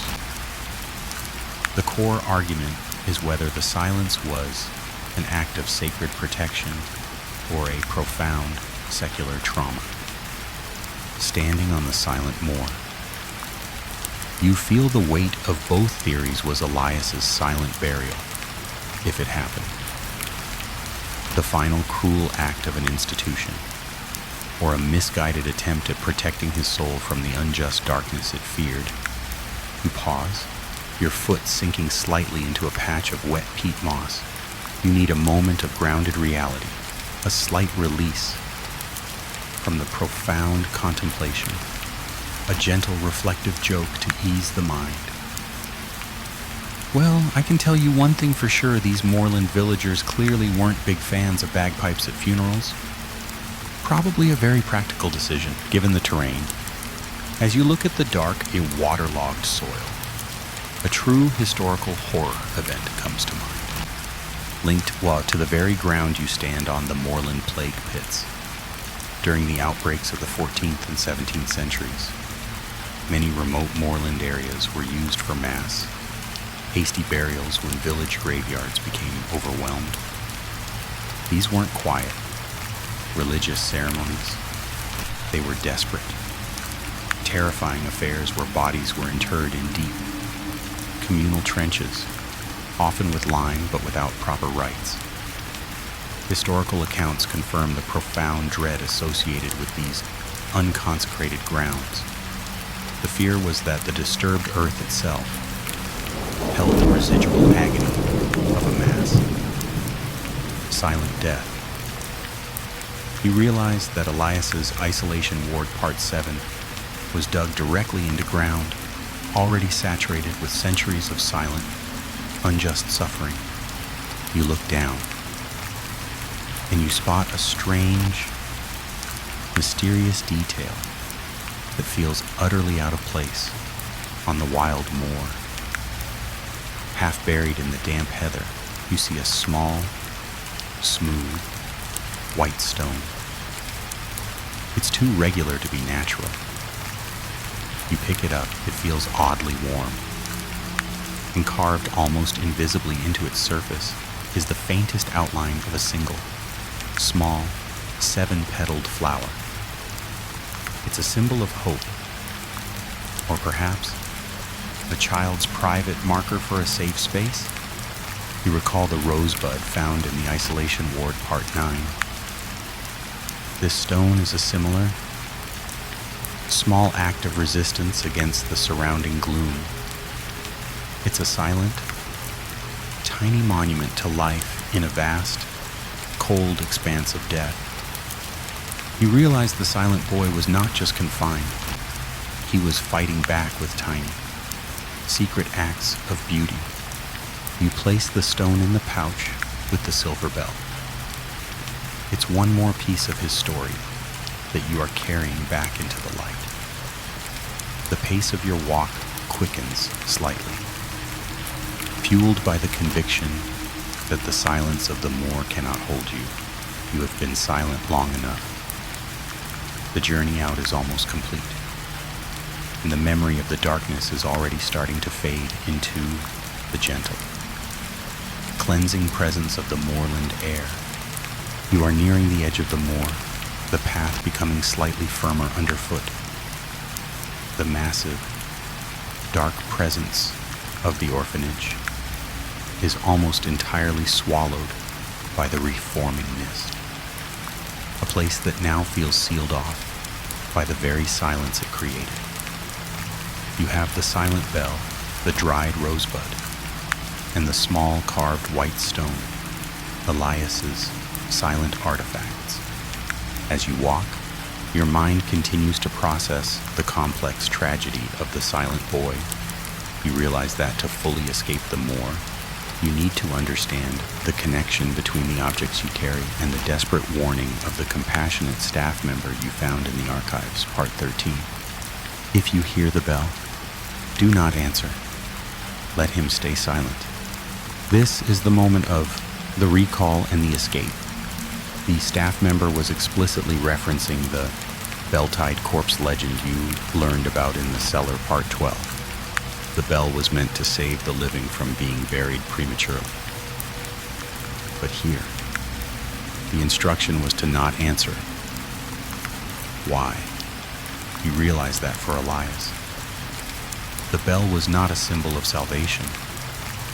It was the symbol of his final, terrifying judgment. If the bell was attached to him during his burial, either literal or the emotional burial in the isolation ward, the act of his spirit ringing it would have confirmed the headmaster's belief in the quiet possession, Part 6. Ringing the bell would have summoned not a rescuer, but the oppressor, who would then apply the final silent violence, the thump you heard in Part 13. The staff member knew this. She wanted his essence, his spirit, to remain silent, and thus, safe from the headmaster's final control. Your small silver bell, Part 8, the one he hid, was his defiance, a bell that would never ring, a voice that remained his own, even in death. This realization is the climax of this part.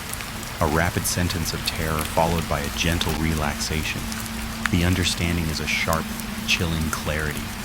The true horror was the fear of being heard. The silence was his only protection. You are breaking his silence now, but only to tell his story. You feel a profound, final surge of unjust darkness radiating from the moor.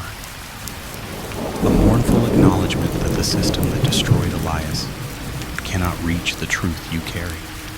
A final, necessary joke, whispered into the wind. Well, if you ever find an old rusted bell on a lonely path, trust me, just leave it there. Some calls are simply not worth answering. You turn your attention back to the terrain.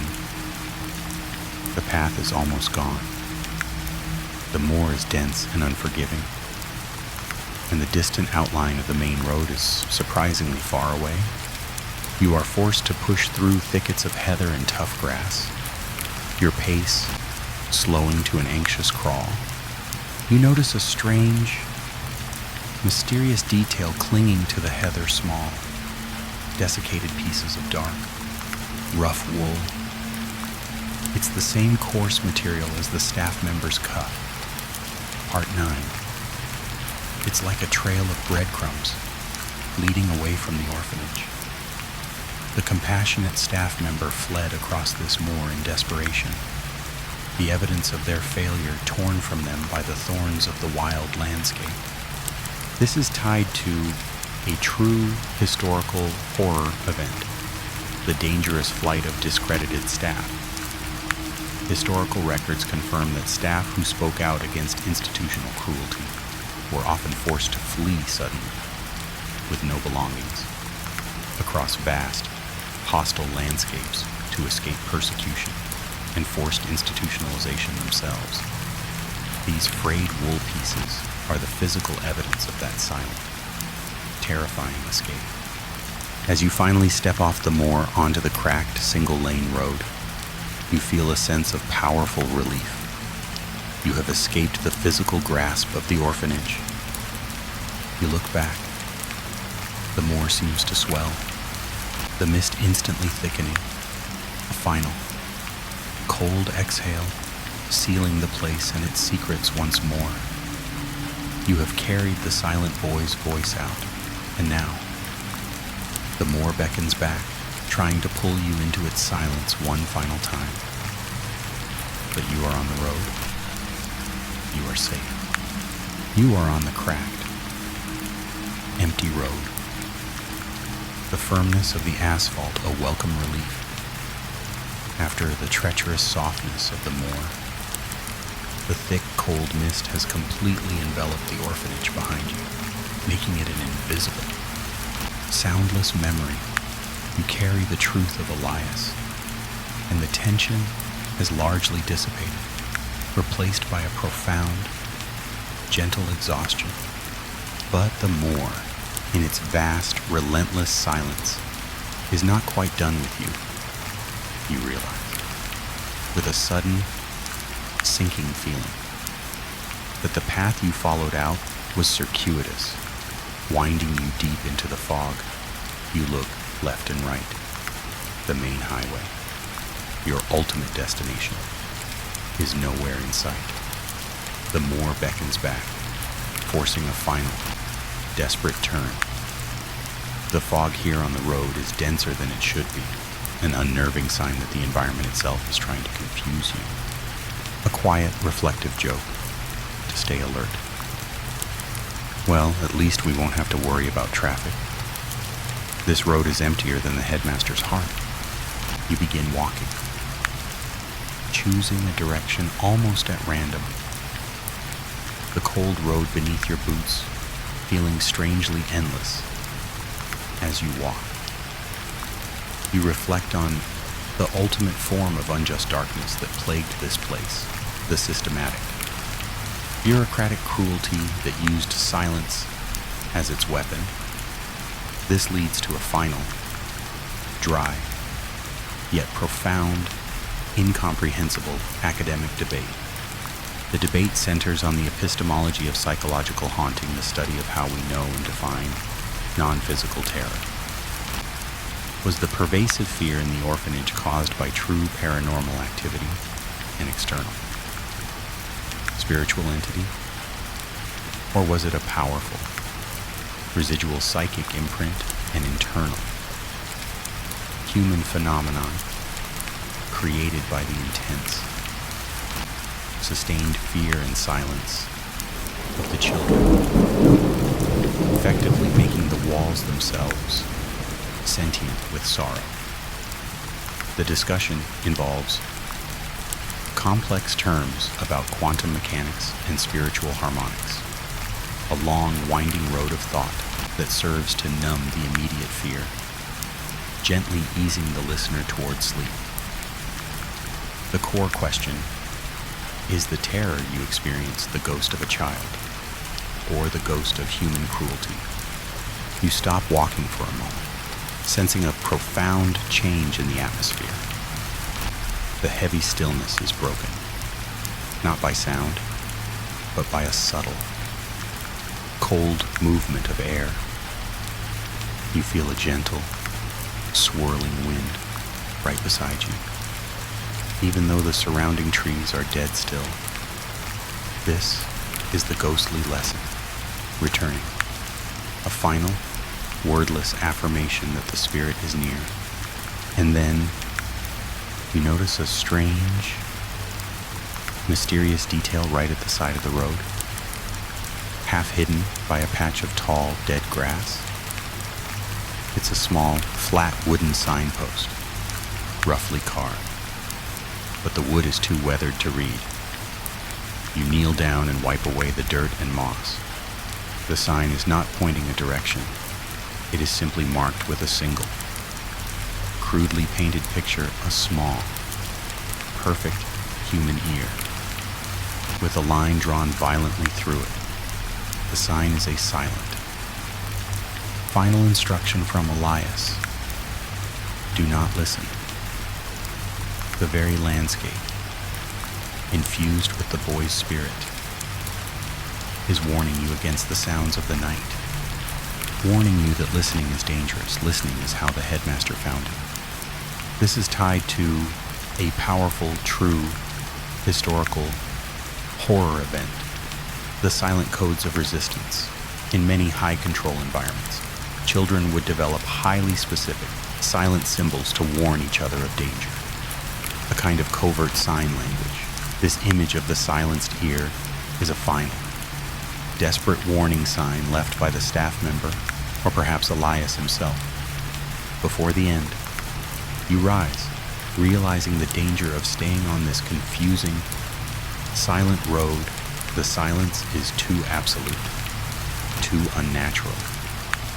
You turn, and just as you do, you see it, a faint, almost imperceptible gleam of metal further down the road, reflecting the faint moonlight, a landmark. The escape is possible. You walk toward the light. The feeling of the gentle, swirling presence follows you, no longer threatening, but like a silent companion, ensuring you stay on the path.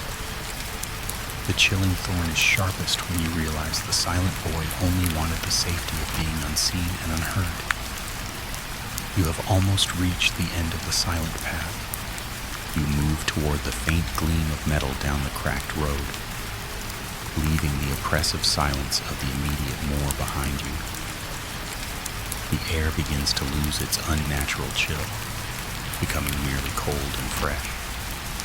The glimmer of metal grows clearer, resolving into a roadside post, marking the boundary where the old service road meets the main, distant highway.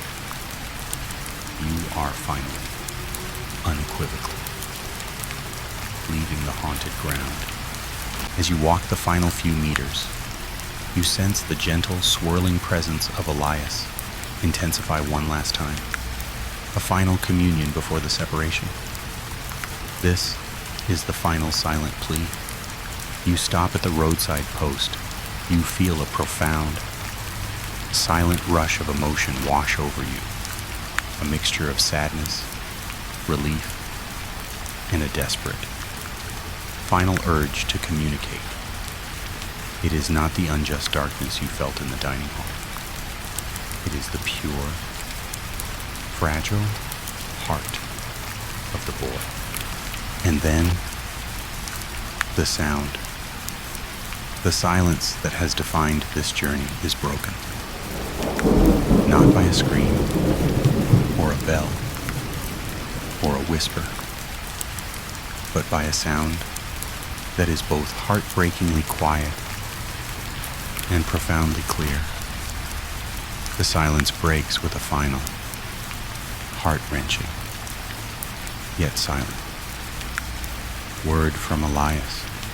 The sound is the ghost of a cough, a small, involuntary expulsion of air, the most natural, unavoidable sound a human body makes, and the very sound that would have earned Elias the discipline of silence. It is a single, profound thump in your mind, the ultimate silent sound of a small body failing to stay quiet.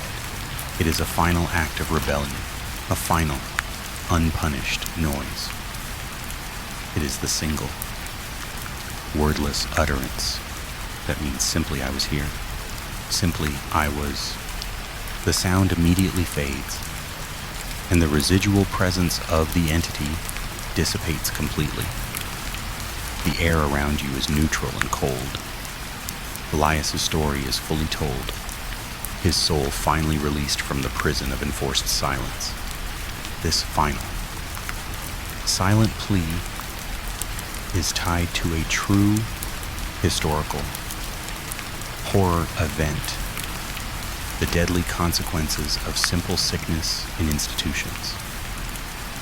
Historical accounts confirm that children who were non-compliant or silent were often denied proper medical attention for simple ailments like a persistent cough.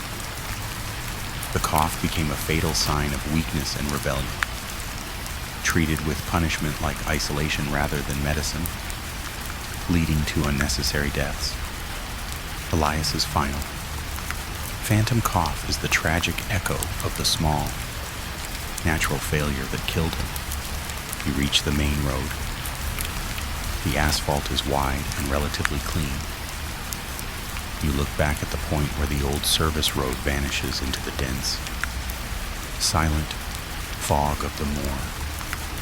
You have carried out the truth, and the Moor has sealed the injustice behind a wall of gray silence. A quiet, final joke, a release of tension. Well, if anyone asks where you've been, just tell them you got a little lost looking for a very, very quiet library, and that the overdue fines are terrifying. You now have the silent bell, the white stone, and the painful knowledge of the unjust darkness. You turn and begin to walk down the main road, your pace steady and strong. The journey of terror is over, and the journey of remembering has begun. The final image is the road stretching out before you, the lights of the world visible in the far distance, welcoming you back from the silence.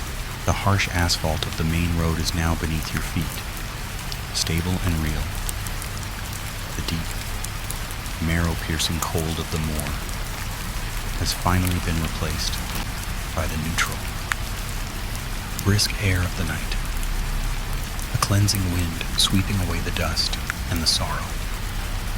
You shift the small leather pouch, the keeper of the silent boy's truth, to your inner pocket, feeling the familiar, cold weight of the tiny silver bell against your ribs.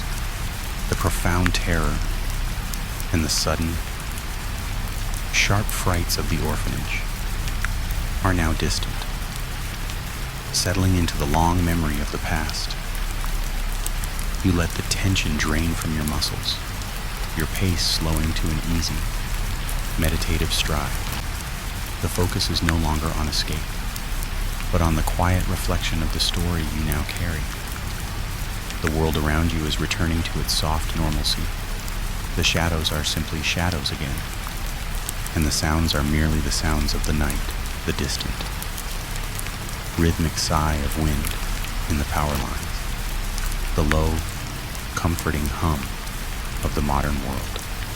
Your sentences lengthen, flowing smoothly and calmly. You understand that the ultimate message of the unjust darkness was not about fear, but about the profound, sacred right to be heard.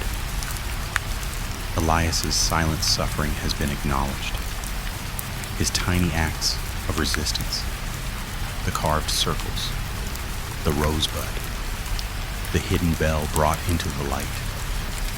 The oppressive system that sought to silence him failed because you chose to listen. Let the knowledge settle. A heavy, cold peace in your mind. The moor and its shadows are far behind. The terrifying memory of the silence receding into the protective obscurity of the night.